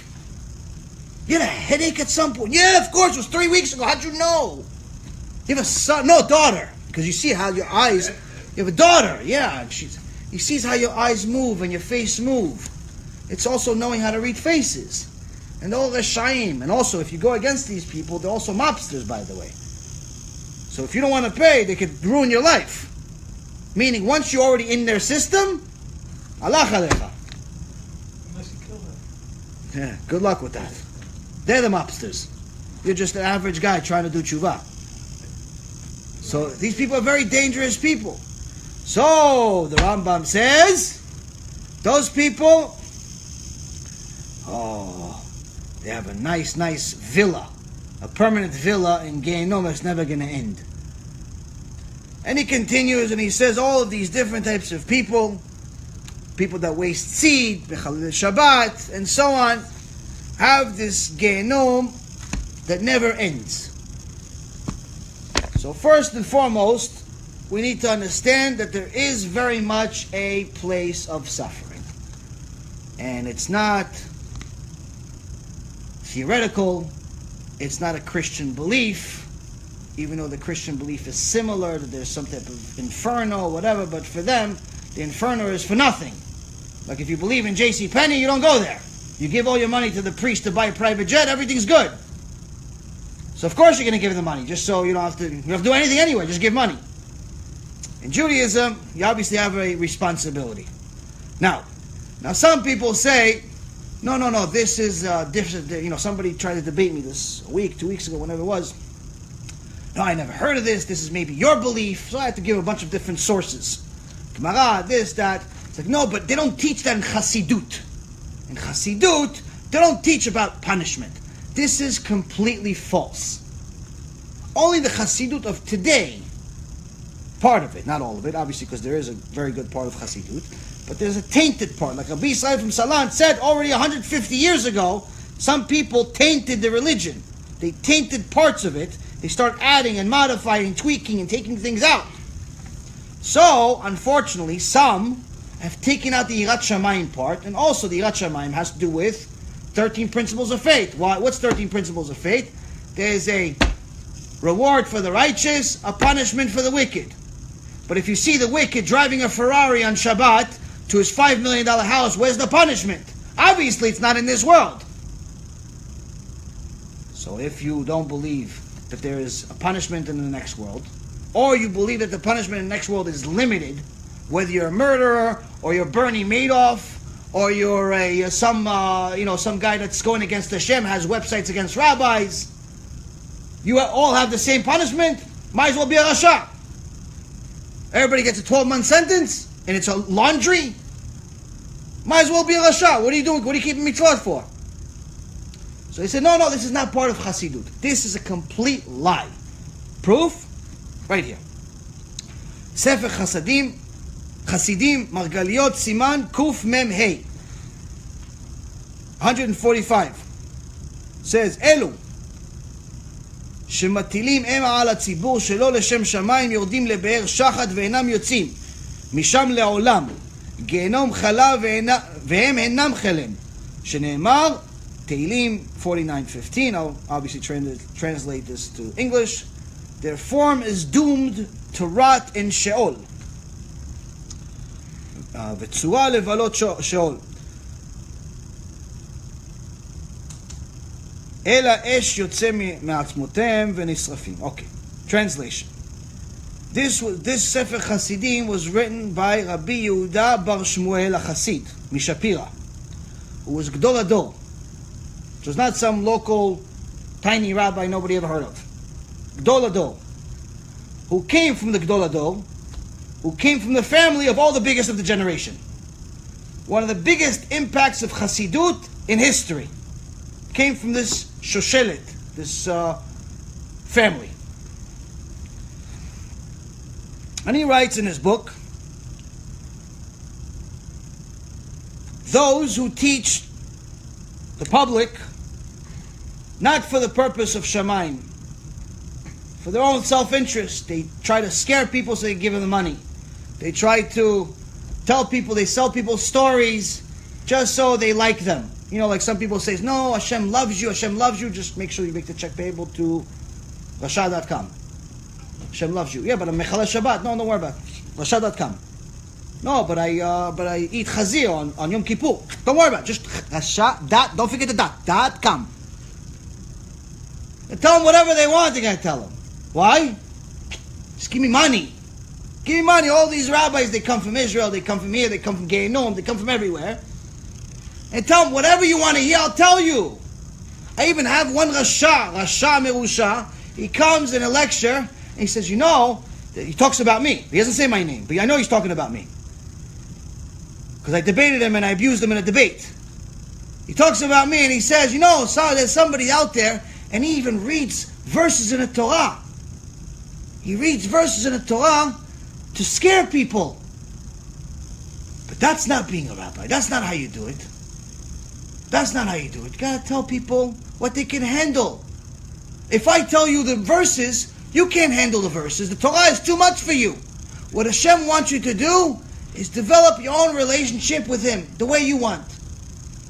Shem Rachem, that's Christianity. You're mefager, you idiot. You're apikoros. That's Christianity. That's not Judaism. What do you mean that you can't handle the Torah? So what are you saying? Hashem made a mistake? He wrote a book that nobody can handle? What did he write the book for? If he wanted it in a secret, he put it in a secret part of the Torah. What did he write it in 5 books of Moses that's available to 70 nations? What did he write it for? So, people are willing to say anything for money. So Sefer Chasidim, the original Chasidim is saying this. Those people, Yordim lebe'er shachat ve'enam yotzim, they go down to Gehenom and they never come out. They never come out le'olam. Le'olam means forever. And he quotes Tehillim, he quotes Psalm 49:15. Their form is doomed to rot in Sheol. David HaMelech says those such people, the such people are so wicked that they're doomed, that their neshama, their form, will rot in Sheol. Sheol is another word for Gehenom. Why does it say rot? Why does it say they're just going to go to Sheol? Because when something rots, that means it's been there for a long time.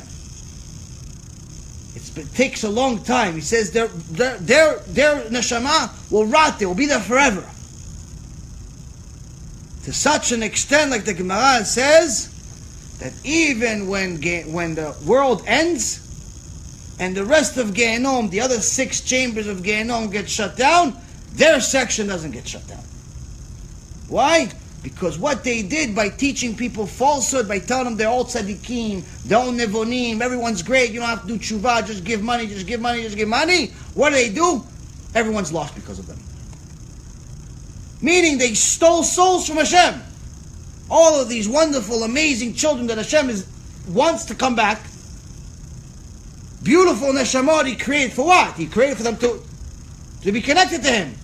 What did this guy say? No, you don't have to be connected to Him. You connect to Him by giving me money. Because I have long payas. Or I have a long beard. Or I have a big hat. Or I have a strange clothing. What? Who says this nonsense? The original Hasidim says, no, there's a special tikkun for them. The tikkun for them is in Gehenom forever. That's the tikkun. So this is very much a part of Hasidut. It's not something that was created by somebody else. So now, the first and most important thing is for someone to understand is that the basic level of connection to Hashem must be founded off of Yirat Shamayim. Fear of punishment. Now, ask yourself, are you scared of this punishment? Because now we just confirmed it's real. Meaning it's not my opinion. It's not Rav Mizrahi's opinion. It's not Rabbi Yisrael Misalan's opinion. It's not the Chasid's opinion. It's everyone's opinion. It's Hashem's opinion. It exists. The Gemara specifically says there's an exact measurement of how big Gan Eden is, but there's no exact measure of how big Gehenom is. Why? Because more people keep coming in. So it exists. So now that we know this far, far away place is very much real, are you scared? Is it put a little bit of tingle in your heart right now? It's like, I don't want to go there. I don't even know what happens there. Just the word Gehenom is scary. We haven't gotten into what happens there. We're not going to get into what happens there. But the point is, everyone knows it's not good. It's not Taj Mahal. You're not playing cards with your friends. You're not eating ice cream. You're not having a good time over there. So, does that make you scared? If it doesn't make you scared, you probably have to go to a mental institution. I can't help you. But if it does make you scared, okay, Baruch Hashem, you have basic level Yirat Shamayim. Basic level Yirat Shamayim. Now, to see how important this very basic level Yirat Shamayim, this is the lowest level of Yirat Shamayim.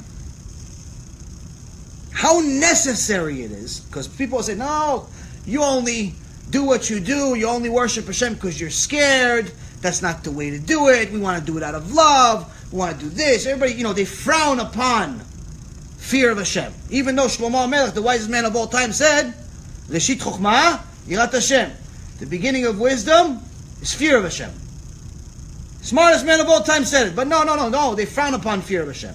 Okay, so let's see Gemara Masechet Brachot, page 28b. Rabban Yochanan, one of the biggest giants that ever lived, was able to revive the dead, was one of the Talmidim of Hillel HaZaken. Someone that we cannot even compare to a shoe, let alone to him. The Gemara says the following. When Rabban Yochanan ben Zakkai took ill, meaning he was on his deathbed, his students entered to visit him. All of the students came, surrounded him. They want to be next to their rabbi. And they saw him weep. They started seeing him cry. And the students said to him, Light of Israel, rightmost pillar, mighty hammer, why do you weep? You're a tzaddik. You learned Torah your whole life. You're Hashem's pillar in this world. You made everybody do tshuva, learn Torah, zikuy rabim, every mitzvah in the world you did. What are you crying about? You're going to meet Jamaica. You probably should be excited. All you did your whole life is getting prepared for today. If someone is really connecting to Hashem, they're not scared of death. They're looking forward to it. Why? Finally I'm going to get paid. I've been working my whole life. Finally, I'm going to get paid. I did all these mitzvot. I'm going to get Eden, right? If you knew for sure, listen, I did every mitzvah in the book. 613, I did 614. Machmir. Modest, I covered my face, like the Arabs. Tefillin, I had 3 of them. On 3 different sides, just in case. Rabbeinu Tam, Rabbeinu Rashi, and somebody else, just in case. You did every tefillah, you did korbanot. Everything you did. Going to Gan Eden. Well, you're not looking forward to it? Rabban Yochanan tells us something scary, if you actually understand what he says here. And he says to them the following: if they were leading me to judgment before a king of flesh and blood, Obama, Osama, Bin Laden, Trump, whoever, somebody flesh and blood, who is here today and in a grave tomorrow himself, he's not going to be here forever. If he's Osama or he's Obama or he's anybody, he's going to die. Eventually he's going to go to the same grave like me. Where if he becomes angry with me, this temporary king becomes angry with me, it's not an everlasting anger. Because even if he's angry at me his whole life, once he dies, that's it, he's over. The anger is gone. And if he imprisons me, sends me to jail, even the prison sentence is not forever. Why? Because I'm going to die. I'm going to go to the next world. My life is not over here. This is just a corridor of the real life.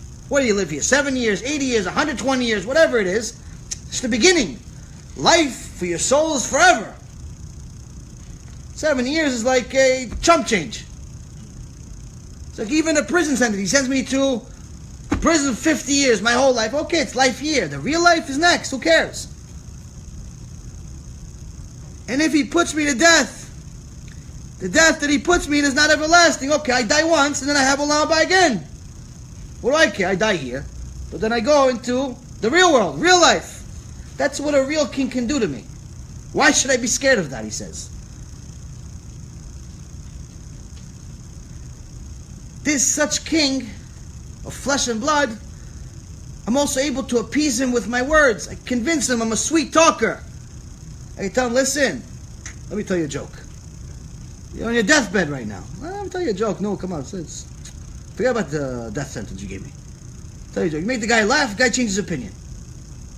Tell him, hey, don't you know Joey? Yeah. You lived in Brooklyn too? Yeah. Oh, okay, take him out. Take him off the hanger. Take him off the hanger. He's my boy. Sweet talk the guy. Listen, I got a quick stock pick for you. Well, how do you know? Listen, I got insider information. Okay, take him off. No. Release him from jail. You ever notice that right before a president leaves office, a bunch of criminals get released from prison? You ever notice that? Good, you don't watch the news. Every time a president is about to leave office, a bunch of criminals leave the prison. All of a sudden they're forgiven. The guy murdered. The guy sold drugs. The guy's this, that. No, he's it's on me. Why don't you do it in the beginning of the office? No, if I did it in the beginning of my term, they would torture me in my whole term. I did it at the end. Like Obama gave $210 million to the Palestinians a couple of days before he left office. Machshimo. So, good. He says, this leader, I can appease him with my words. I can bribe him with money. Who doesn't like money in this world? Who doesn't like money? So I'll give him some money. 100 million, 200 million. If I got money, I can buy whatever I want. In the business world, they say everyone's got a price. Everyone's got a price. No, I love my company. Okay, so how much does that love cost? No, I love my wife. Okay, so how much does that wife cost? Oh, I love this. I love everything has a price. For people that are completely materialistic, everything has a price. Everything has a price. Sad, but true. And he says, and even if I was going to meet such a weak king that's here today, gone tomorrow, that I could easily manipulate him, easily convince him, easily bribe him, I'd still be a little scared. Because maybe he doesn't like me, maybe he doesn't agree with me, I'd still be scared, I'd still weep a little bit. Even more so than now you're leading me before the King of Kings, the one who reigns all over all the other kings, the Holy One, blessed is he, who lives and endures forever and ever. Where if he becomes angry at me, his anger is an everlasting anger. If I'm one of these people that's a machtia rabim, I make other people sin, I own one of these nightclubs, I have one of these prostitution houses, I do all types of things that cause other people to sin, I'm an immodest woman walking around, the anger that he has on me is an everlasting anger. It's not temporary anger and he just lets it go. And if he imprisons me, the imprisonment is everlasting imprisonment. It's forever. If I'm mechalel Shabbat, I go to Gehenom, I don't leave.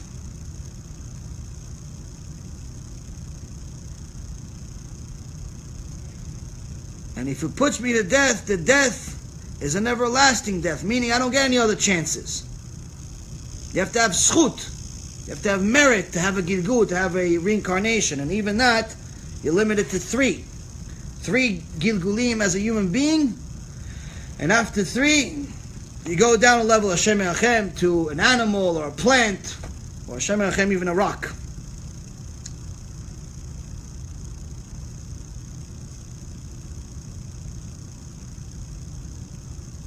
And this king, I'm unable to appease him with words.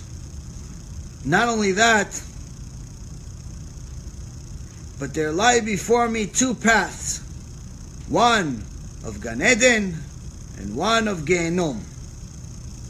And I know not which one they would lead me. So why shouldn't I weep? So Rabban Yochanan, one of the greatest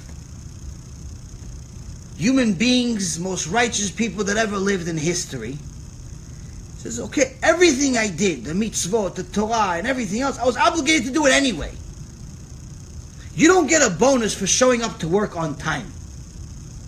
It's like asking Hashem to give you a merit and give you a Gan Eden because you were breathing. You have to breathe. You don't get a raise because you came to work on time all year. At least not in a normal company. That's what you're supposed to do. I remember these employees would come to me and say, oh, I came on time. And you want a cookie? What exactly do you want that you came on time?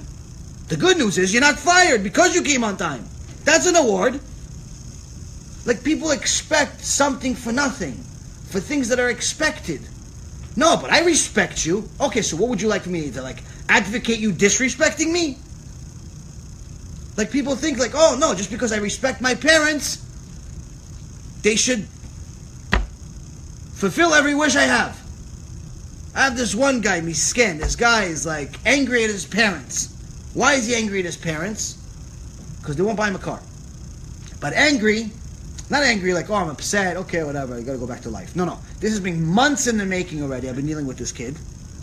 And he says, he expresses how much he hates his parents to me. Like, mamash, like a passionate hate that he has for his parents. Why? Because they didn't buy him a car. Maybe they don't have the money. Maybe they don't think you're responsible enough to get you a car. Maybe whatever. You hate your parents because they don't buy you a car?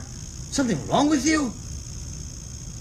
But this is what we're dealing with. Entitled generation that we live in, like, we're so fast to expect the world to dance to our tune that as soon as someone is not willing to dance, like, we hate them. It's over. Sometimes I have people like, hey, listen, I already did tshuva and, Hashem didn't heal me yet. I still have cancer. I still have skin disease. I still have money problems. My wife still hates me. My kid's still failing. Okay, you did tshuva last week, buddy. Relax. It's 1 week. Hashem waited 37 years. You want to wait for 1 week? You did tshuva a month ago. He waited 37 years. You want to do tshuva. You keep Shabbat for a month and a half, 2 months, 6 months. After you violated it for 30 years, and Hashem has to dance to your tune. He has to give you everything, fulfill all your wishes because you keep Shabbat for a few months. Okay, relax. Eventually, your will really become His will, and it'll happen. But Hashem is not working for you. I had somebody say just today or yesterday, Oh, ever since I did tshuva, a few months ago, nothing's really been happening, and I'm about to give up. I don't know, maybe Hashem is not listening. Like she's threatening Hashem in public. On Facebook, she put this thing on Facebook, saying that she has a hard time, she's going through some type of hard time, and she's about to give up on Hashem. Like, she's telling everybody, you better let Hashem know. I'm about to leave. I'm about to walk out on him. You believe in the wrong Hashem, because my Hashem, he doesn't dance to your tune. And if he did, he wouldn't be Hashem. People have this warped mentality of what God is. They're scared of the police officer, but God has to dance to their tune. So Rabban Yochanan, Rabban Yochanan was a extraordinarily righteous person, and he says he's petrified. This is the lowest level of fear, and he's telling you this is the one that I have. Obviously he had much higher. He had love of Hashem and so on, but here he's expressing still, just because you have Ahavat Hashem, or you have a high level of Yirat Hashem, doesn't mean you still don't have the first one. It means you have all of them. You don't just go from level 1 to level 10 and then everything before is gone. I mean, when you're at level 10, you have 1, 2, 3, 4, 5, 6, 7, 8, 9, 10. You have all of them. You don't have just Ahavat Hashem. You also have Yirat Shamayim. You don't just skip. Oh, all of a sudden, because you love Hashem, you're always dancing. Oh, Hashem. No, my friend. You have Yirat Shamayim also. So he's telling you this lowest level is the highest level for us. Why? He goes, I don't know.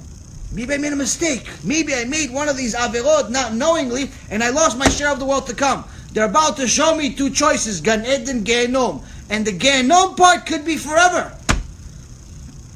Just the possibility of it. Maybe it's unlikely, maybe it's likely. That's your opinion, your flesh and blood. Who cares about what you say? The King of Kings said, it's a possibility. And for that, my friends, I'm scared. That's the lowest level. And if you have that lowest level, Shlomo HaMelech says, Ashrecha, you're praiseworthy. You're something. You're somebody special. You are something special if you have this lowest level. They wrote this Gemara about Rabban Yochanan for you. This low level. Most people today don't have the low level. Number one, they don't believe in Gehenom because there's unfortunately a lot of false teaching. Number two, Gehenom is so far away people don't even think about it. Number three, people learn so much about Gan Eden that they forget that Gehenom even exists. Number four, everyone thinks they're much more righteous than they really are. Everyone thinks they're Rabban Yochanan, Ben Zakkai, and Rabbi Akiva together. Guy learns Torah once a week, he's minimum Moshe Rabbeinu. Woman puts Kisui Rosh, minimum Sarah Imenu, minimum. Someone sent me a video of this woman, apparently I think she's trying to do tshuva, she has an inspiring story, I didn't hear the story, and the reason why, I couldn't watch it. Two reasons I couldn't watch it. Number one, I thought originally it was 4 minutes, so I was willing to commit 4 minutes to this thing, but I found that it was almost 2 hours, so I don't have that kind of time. But the reason why I shut it off, and I didn't even watch 4 minutes, is because as soon as I put it on, I saw a woman with a long blonde wig. You want pure eyes? You can't look at stuff like that. Even looking at it, you're not allowed to. Forget about thinking, not thinking. Forget about Imada's clothes. Forget about it. I'm not even talking about any of that obvious stuff. Even someone that has that kind of a look, you can't even look at. And women today call themselves religious with 3-foot long wigs. Thinking, oh, I'm Rabbanit. What Rabbanit? What Rabbanit? You know what kind of problems you're in right now with your long wig? You know what the Baba Sali says about people with such a long wig? You know what the Rambam, what the, not Rambam, but the Vadia. People don't have a clue. So the students, to finish the story, the students of Rabban Yochanan are asking him, okay, Kvod Harav, teach us something, tell us something before you go. Give us a blessing. And he says, Yehi ratzon sheteheh morah shamayim alechem ki morah basar v'dam. May it be the will of Hashem that the fear of heaven be upon you, just like the fear of flesh and blood that you have. Meaning, may you fear Hashem as much as you fear the local cop, the Roman king, the Greek soldier, your neighbor looking at you the wrong way. May you fear Hashem as much as you fear a human being. Doesn't sound right. His student said to him, Ad kan, that's for okay, Kvod Harav, now we don't understand what you're talking about. The fact that you said that you're scared of, Gan Eden and Gehenom, that's, if you're scared of Gehenom, where are we? But now you're saying something that's completely off. Like, what do you mean? Be scared of people, meaning we should be scared of Hashem. He says, no. If your fear of Hashem was really like the fear you have of people, then you wouldn't make any sins. Because any time you do something against another person, immediately you look. You drive lecture, 1, 2 o'clock in the morning, we finish, we're driving 90 miles an hour. But if a cop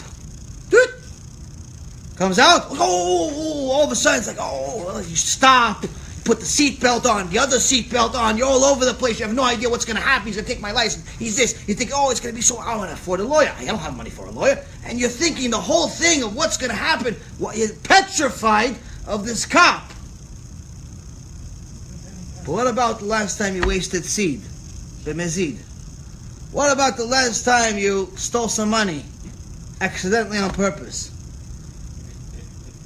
What about the last time you walked around walking Chilul Hashem? What about that time? How come you weren't scared?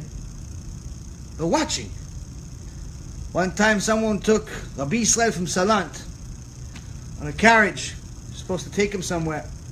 And he saw that the rider, the driver, stopped at some farm and started taking some stuff from the ground.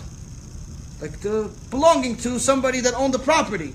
Took some, food or whatever it was. Immediately Rabbi Yisrael from Salant started screaming, they're watching, they're watching, they're watching, they see you, they see you. The guy immediately dropped everything, ran into the thing, jumped, go, go, go, go. He starts hitting the horses, go, he's going 150 miles an hour with his little horses. Eventually, an hour and a half later, he's out of the city. He catches his breath, he goes, thanks, Rabbi, how many people were watching? He goes, no people watching. What? What do you mean no people watching? So why'd you say they're watching? He said, his eyes are watching. He sees you. So Rabban Yochanan is telling his students, all tzaddikim, he's saying, if you are scared of Hashem, like you're scared of the cop, like you're scared of the neighbor, like you're scared of the shidduch, like you're scared of the public, you wouldn't make any sins. Any sins you make, usually you make against other people, you do it in private. You steal, but private. You don't steal in the open. You make your sex crimes in private. You don't do it publicly. Why? Because you're scared of what people think. You're not scared about what Hashem thinks. So that's why I wish that you be scared of Hashem like you're scared of them. Because then you stop sinning. Then you become a serious tzaddik or tzaddikah. At the moment of his passing, he says to his students, remove the utensils because they'll have tum'ah, and please prepare a seat for Chizkiyahu, the king of Judah, who's come to escort me. So the Gemara here says that Chizkiyahu the king, came to escort Rabban Yochanan to Olam Haba. Who is Chizkiyahu HaMelech? Gemara Masechet Bava Kama page 17a. It says when King Chizkiyahu died, he was honored in a way that no other person was ever honored. How? They buried him with a Sefer Torah. Now, generally, you're not allowed to do this. But with him, they did it. Why? Because everyone of that generation signed off. Him and the Sefer Torah, same thing. Same thing. Same thing. That's what we're signing off here. King Chizkiyahu, Sefer Torah, same thing. So now King Chizkiyahu came to bring Rabban Yochanan, so we know, even though the reason he went to Gan Eden or Olam Haba is because of his fear of Gehenom, the reality of it is that he didn't even see a second of it. So now, the most important thing that we need to understand is that this fear is a necessary fear. If we applied it in our life, it'd make us better human beings. It'd make us better servants of Hashem. It'd also make us better in what we do for a living. Chazal says that you're not allowed to deal with people that don't have Yirat Shamayim. You should be scared, just like Avraham Avinu taught us. The fact that someone doesn't have Yirat Shamayim, he says, automatically makes me think that at the first opportunity he has, he'll kill me. Chazal says you shouldn't be inside a room by yourself with someone who doesn't have Yirat Shamayim. We're not talking about someone as a kofir, someone that's a murderer, someone that's an idol worshiper. No, we're not talking about that. It said inside a room by yourself. Don't be with someone who doesn't have Yirat Shamayim. Why? Maybe he'll kill you. Why is he going to kill you? Who knows? Look, Avraham Avinu said it. He doesn't know these soldiers. He said, they don't have Yirat Shamayim, they're going to kill me. They're going to find a reason. Why? Because if you don't have Yirat Shamayim, who are you scared of? If you're not scared of heaven, who are you scared of? You're not scared of Hashem, who are you scared of then? And this affects us in the business world. If you look in the business world today, the overwhelming majority of professions today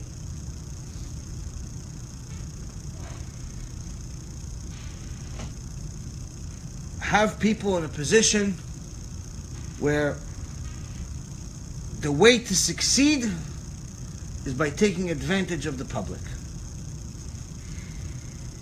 I remember when I had, Baruch Hashem, many employees, and you get to meet people and see them, and you see, everybody's fighting to make $1, and you see certain people have certain character traits that are mamash animals.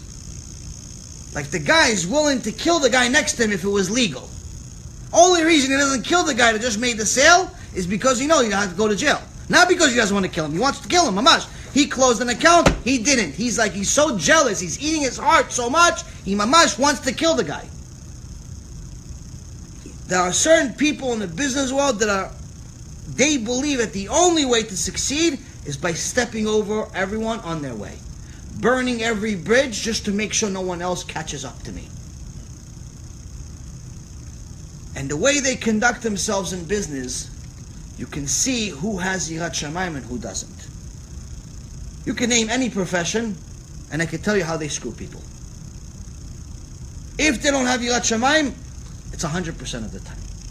If they don't have fear of Hashem, any profession you want, I can tell you how they take advantage of people. Number one, I've seen it. Aside from investing and having employees and investing, I analyze companies for a living. I saw all professions. Two, I used many of them, whether it's real estate brokers, doctors, lawyers, accountants, whoever.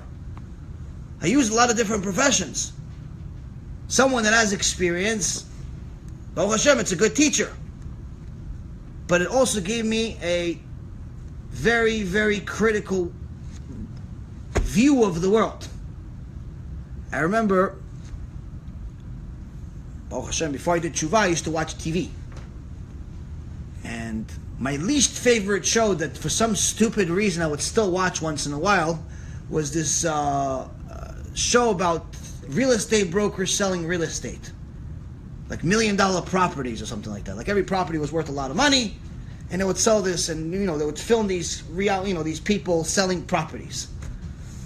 Now I don't know if I'm the only one that got this, but in general, I don't know, those people on TV for sure.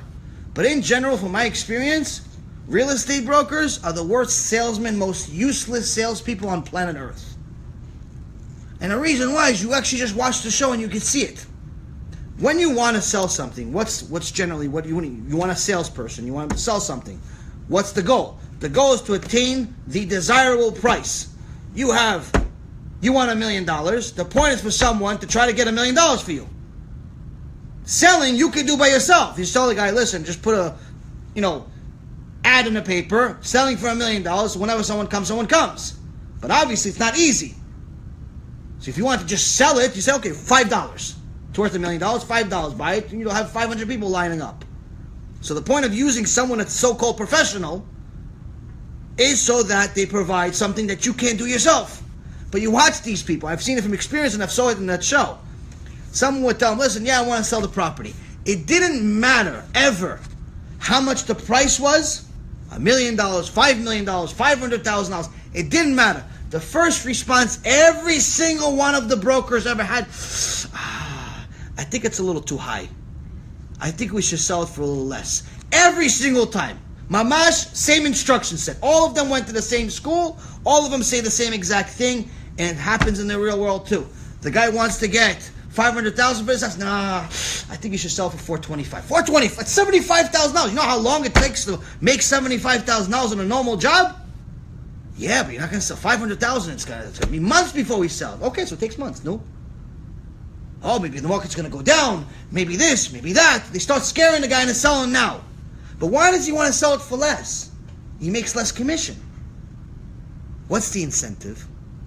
If I sell it below market, if I sell it for less than what it's really worth, it's going to happen in a week. If I sell it for the price that I'm really supposed to sell it as an expert, it'll take me months. Especially if I have zero skills and I'm a horrible salesperson. And that's really what most of these people are. They're horrible salespeople. They don't know how to sell anything. They just know how to advertise something, put it on the internet, put it on something, and tell people, no, this property is worth $1 million, we're selling for $825. Doesn't require any skills. Oh, and come to my open house for free food. So they're party organizers. Same thing happens in the rental market. The guy says, listen, I want to get $3,000 for my property. Ooh, $3,000. It's too high. What too high? You don't even, you analyze the market by the time you got it, you just found out. How do you know it's too high? No, I have experience. You're in the business for 6 months. How do you know it's too high? Because it's the same manual. All of them have the same book. Whatever price he tells you, slash it. 20%, 25%, 30%. Why? Because he probably did his research, and he knows what it's really worth.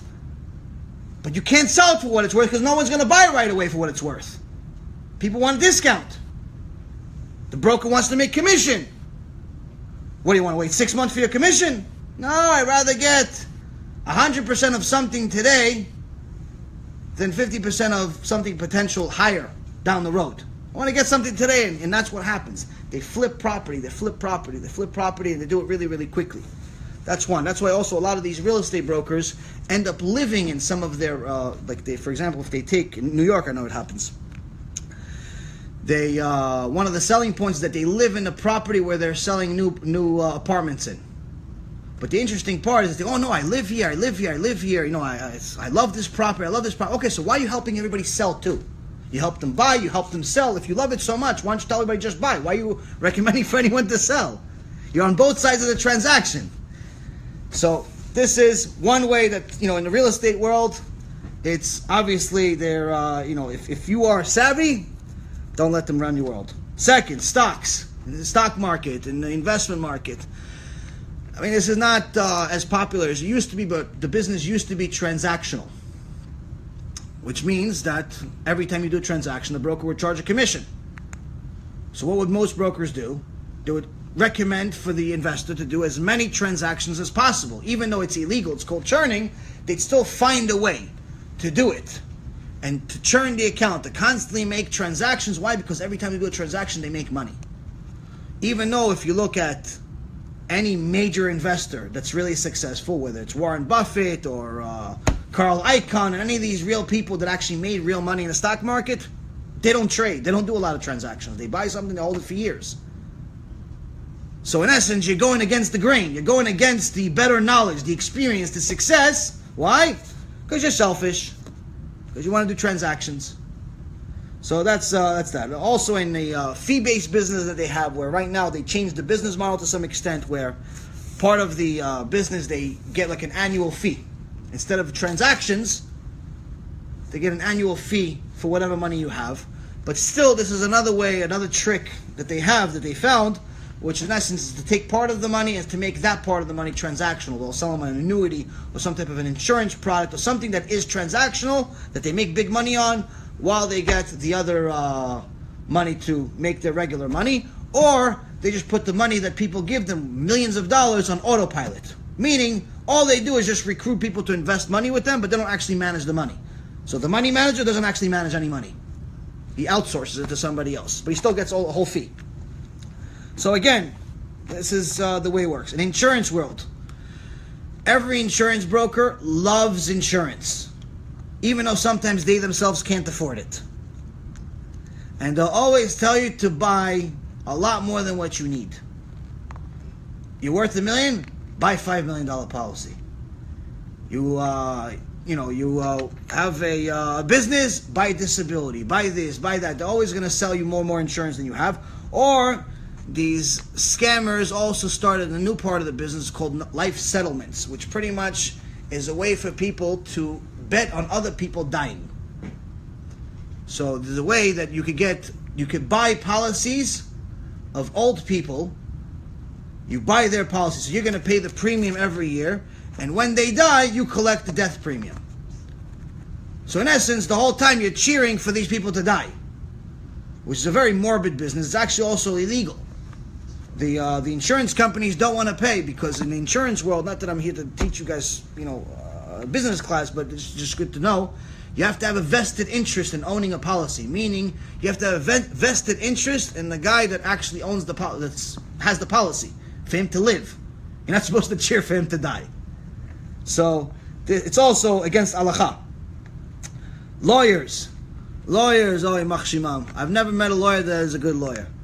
And I've paid them anywhere from a couple of $100 to over $1,000 an hour.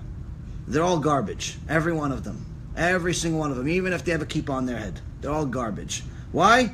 Because all they're going to do is they're going to try to overdo. So you have the real estate guys are underselling. The stock guys are overselling. The insurance guys are causing you to overbuy. The lawyers are causing you to overdo. Meaning, you have a case, you have a simple case, they want to write you a 35-page response. Why? Just write 2 pages, it's enough. You don't need this foreign language that they use. Just write, the guy is a criminal, he did this, 10 bullets, that's it, you're finished. What do you need to write a 35-page answer for? Why? Because I get paid $300, $400, $500, $600, $700, $800 for every hour. So the longer I work, the more I can charge. I had one time, this lawyer was on my payroll pretty much, and you talk to people, even though you're paying them $50,000 a month, whatever, you talk to them, you BS. So one time, I don't know, I'm talking to this lawyer, I asked a question, and the question took maybe 5 minutes. 5 minutes. But then, I don't know, we just started talking about something personal, nonsense. We spoke for almost an hour. But it's personal, it's not business. I get a bill that she charged me for the hour. She charged me $900 for the hour. That's why she was excited to be on the phone talking about absolutely nothing. She's getting paid for it. That's lawyers. Doctors. Doctors. Doctors of today are very different than doctors of yesterday. Doctors of today are not really that interested, for the most part. Again, this is not a one-size-fits-all. This is not everyone. Obviously, there's always going to be someone that's outside of the klal, outside of the circumstance. There's always going to be a good lawyer. There's always going to be a good doctor. There's always going to be a good broker or a good real estate guy. There's always going to be someone good. But the overall majority, chalta. Today's doctors, unfortunately, are a factory. In the past, doctors would come to your house, they would sit with you for an hour, 2 hours, 3 hours, until they know what's going on. They'd commiserate with you, they'd cry with you, they'd give you medicine, they'd see what happens. Today, it's a factory. If you actually spend as much time with the doctor as you do waiting for the doctor, it's already a miracle. You go to the doctor, you wait 45 minutes. By the time you see the doctor, maximum 5 minutes. Why? Because he's busy. Because every patient's $500. Every patient's $600, $700, $1,000. So he's thinking, let me have 6 rooms. Every hour, $6,000. And that's how it works. And he knows, why does he do it that way? Because he knows that the insurance company is looking for different excuses not to pay him. The insurance world is demented. All parties are trying to screw each other. The insurance company is looking for reasons not to pay. The doctor is going to overcharge because he knows that they're not going to pay. And the patient only wants to buy insurance after he's sick. And the guy that bought the life insurance, it's not even his, it's some other guy. He doesn't even know, he's just waiting for him to die. This is really what this is not just some warped version of, this is reality. This is reality. So the doctor knows that he's going to bill $6,000, but the insurance company is definitely not paying him at least 50%, at least 60%. So really, he's not looking at it as $6,000, he's looking at it as $2,400. So he's like, for me to make $2,400 an hour is already disrespect. So he can't spend more than 5-10 minutes with you. Hey, take antibiotic. Well, I just said I had a cough. Take antibiotic. Go. Rite Aid. Give them your problem. CVS, give them the problem. Yeah, but how do you know this antibiotic is going to work? We don't know it's going to work. Try for 10 days. And if it doesn't work after 10 days, come back. But if you knew it's going to work, why do you have to tell me to come back? By the way, rule of thumb from experience, if the antibiotic is not effective after 48 hours, it's the wrong antibiotic. A good antibiotic should not heal you, but affect your body within 48 hours. If it does not affect your body in any way, shape, or form within 48 hours, it is the wrong antibiotic. And generally, antibiotics are prescribed based on guessing. They're guessing just like you're guessing. There are certain things that are rules of thumb, that a certain antibiotic is good for certain things, but they don't know if that specific one is going to be accepted by your body. They're guessing as much as you're guessing. It's all trial and error. So doctor is going to try to get you out of the office. But also, there's another thing that Gemara says about a doctor, that the best of the doctors will go to Gehenom. So why would the best of doctors go to Gehenom if he's healing people? Thinks he's healing them. No, it could be a pshat that you could mean that he thinks he's healing them, but no. The best of doctors is going to Gehenom is because everybody on Rosh Hashanah prays. Everyone prays on Rosh Hashanah. What does everybody pray for? What is the prayer that every single human being on earth prays for? Parnasah. Lawyers praying for Parnasah. Doctors praying for Parnasah. The muffler guys praying for Parnasah. Everybody's praying for Parnasah. Now, when the doctor that's the most successful prays for Parnasah, now why is he the most successful? Because he has the most amount of patients. So now when he prays for more Parnasah, that means he wants even more patients, which means he wants more people to be sick.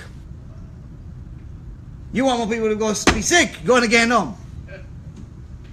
So, obviously, this is just a parable to some extent. How come it says afterwards, kasher shebatabachim, shutafo shel Amalek? Kasher shebatabachim? The righteous in the tabachim, right, shutafo shel Amalek.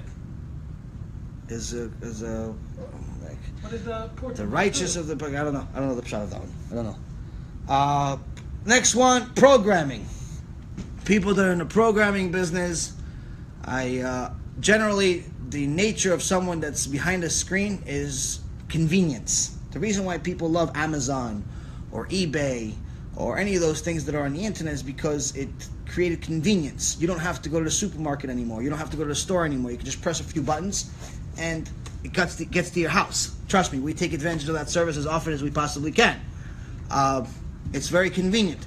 But also, the profession of being behind a screen means that you are in a business of convenience. The people that, created, for example, Facebook, they're trying to make friendship convenient. They're trying to make marketing convenient. The people that created Google, they're trying to make search convenient. The whole point is convenience. So the people that are programmers also have this mentality of convenience. So anything that's inconvenient is intolerable to them. So that's why the general nature that I've seen from experience from programmers is they like quick jobs. They like things that are quick. They're done quickly. They don't like long-standing, long-term projects. They like things that are quick, a week, 2 weeks, a month max, month and a half, that's it. After that, they're either quitting or they can't take it. And that's it's a very, very problematic to deal with them. I've had some really bad experience with them. Construction. I've never met someone that's truly happy with a construction person. And the reason why is because construction people, for some reason or another, their nature is to provide unfinished work. You'll see $1 million house, but it's missing a kitchen table, or the kitchen counter, or it's missing the bathroom. There's like a few rocks missing from the wall. Every house I've ever seen always has this, like missing pieces. What happened?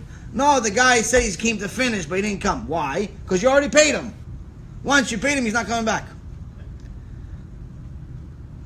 Network marketing. You guys ever hear about pyramid schemes? When people sell something in order to somebody so he could sell it. So let's say, for example, you want Herbalife, this rotten company that convinces people that they're going to become rich by selling their product, healthy and rich. In reality, they're the only ones that get rich, and not everybody gets healthy. There's actually a very respectable hedge fund manager called Bill Ackman that's been going against them for years already. It's a famous battle, and the point is that he proved that the whole business in general, by definition, is corrupt. Problem is that people are so enticed by money, they don't care about the fact that most people under them are going to lose. This is how warped our reality is. This is how strong our Yetzirah is. And the key of saying all of this is to sum it up this way. We sum up the entire shiur this way. The real estate guy is always going to convince you to undersell. $1 million property, sell it for $800,000. Why? Because he can make quick commission. The stockbroker, the investment guy is always going to make you or convince you to make many more transactions than you need to. Why? Because he needs to make his commission. The insurance guy is going to sell you a lot more insurance than you actually need. And it also makes it very difficult for you to actually collect when it's time to collect. Or he's going to sell you something that you don't even want, because in essence, for you to wish for somebody else to die by buying a life settlement, it's against halakha. Next thing is the lawyer. The lawyer is always going to make you overdue. You have a $5,000 case, he's going to turn it into a $35,000 case. That's just their nature. Why? Because they need to make money. The doctor is going to treat you like it's a factory. He's not going to spend that quality time, for the most part, that you want. And the reason why is because he doesn't actually care that you're sick. You care that you're sick. He cares about money. And again, yes, there are some good doctors in the world. There are some that actually care that you're sick. But again, this is a general rule of thumb.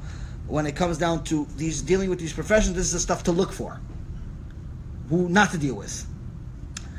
Programming people, obviously, anyone that I've actually dealt with, usually when they do the job for free, they're the best. As soon as they charge money for it, it's terrible. And the reason why is because usually when someone is interning or is providing a service for free, it's because they're passionate about what they do. Whereas as soon as you pay somebody something, immediately the passion disappears and disintegrates into thin air, and money, the Yetzirah of money shows up. Network marketing or construction, we talked about construction, obviously it's unfinished work, and network marketing is just a corrupt business. So now, what does this have to do with us with this whole shiur? Is that if you notice, every single one of these things, all of these flaws are fixable. The real estate guy can actually train himself and become a real good salesman and actually sell the property for what you want. That's the point of using him. He can get you the property for what you want. If you're buying, to buy it for less. If you're selling, to sell it for more. That's the point of being a professional.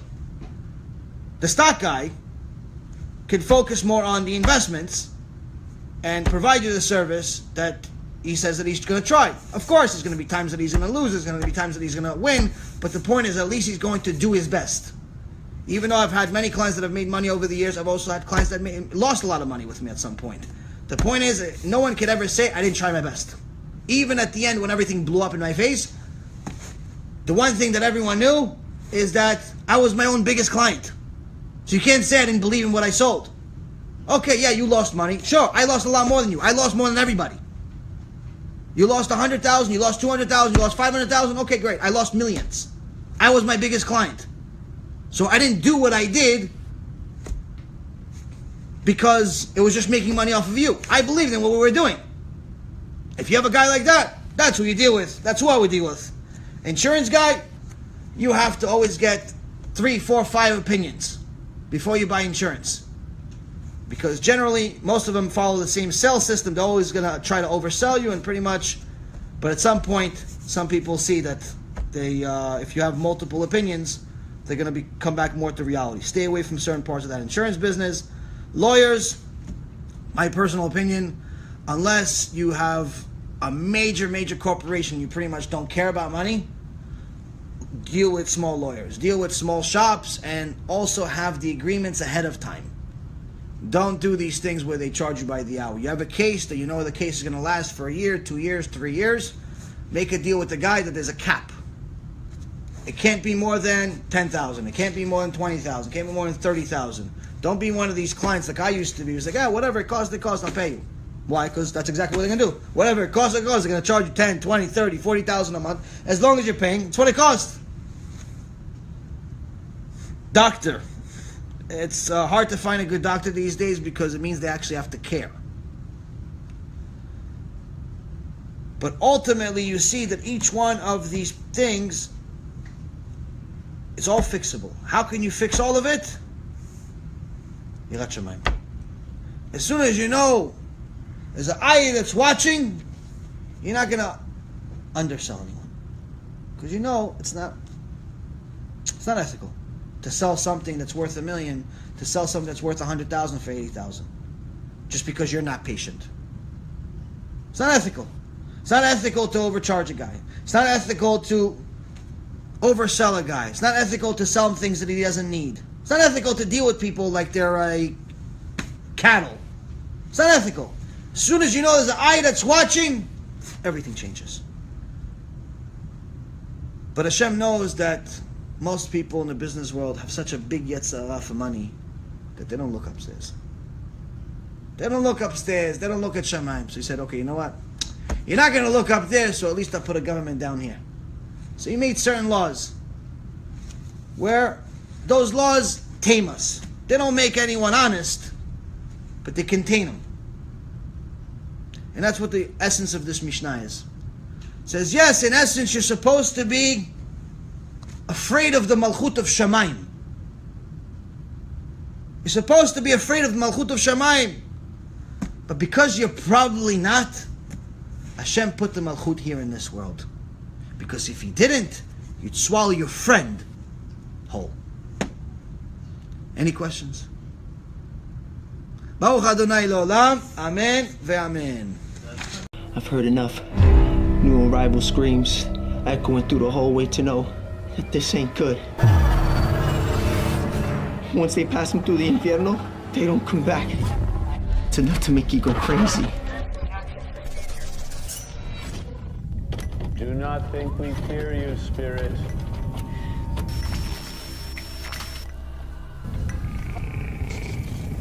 We know your power is born of evil.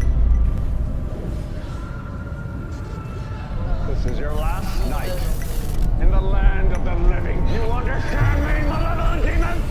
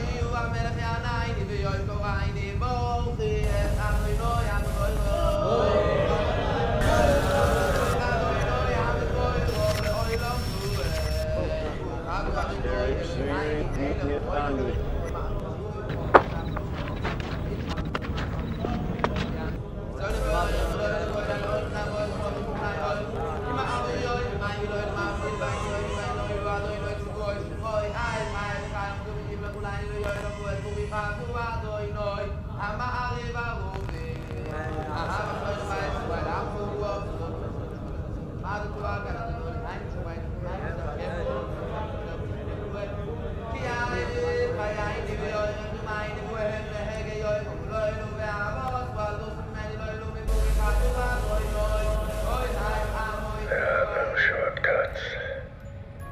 No tricks, no magic. The very cave you fear possesses the cure you seek.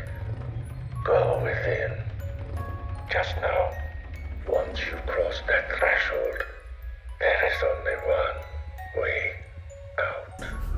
There was a rich family that lived here called the Hetheringtons, and unfortunately, their daughter passed away of a heart attack inside the house. Basically, they were so devastated that they reached out to people claiming to be psychic mediums. They actually weren't psychic mediums. They opened up a total of 11 portals inside this house and invited spirits and entities from all different kinds of dimensions. Well, I think there are certain pieces of evidence that there is an afterlife. Resurrection of the dead is affirmed pretty clearly in the Talmud and the Midrash. To be honest with you, to give this lecture is a nightmare. If it was up to me, I wouldn't. There's going to be some graphic details. This place is a maze. That person after death went to a place called Sheol. This is by far the largest near-death experience study that has ever been conducted. People go to a place and they experience weird things. And sometimes they actually will see a character of some type. Well, where did that come from?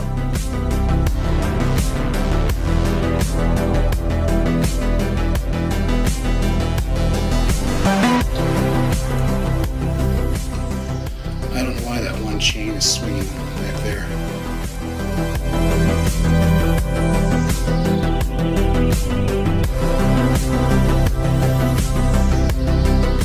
They may describe feeling profoundly peaceful, seeing a bright, warm, welcoming light. Some people describe watching doctors and nurses working on them with incredible accuracy. Next thing I knew, I was above my body watching the operation. How long did you feel like you were gone? I went to a place of timelessness. And so what that means, it could have been a second, could have been 5 minutes. I don't know.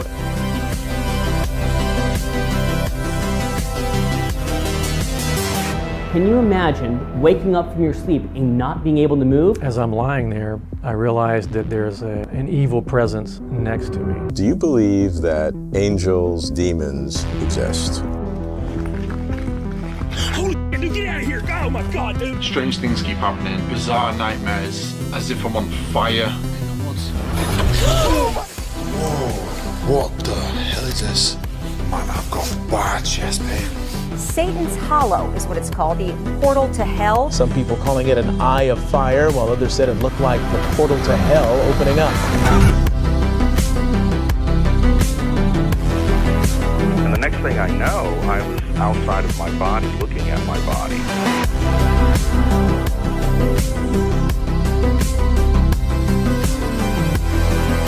What I'm going to do is called claromancy, the art of throwing lots or throwing bones. 2,000 years of experience, passed down, recorded, of how demons work. God has them all on a leash, and he lets the leash go enough to let them tempt us, because that's what makes us spiritually stronger.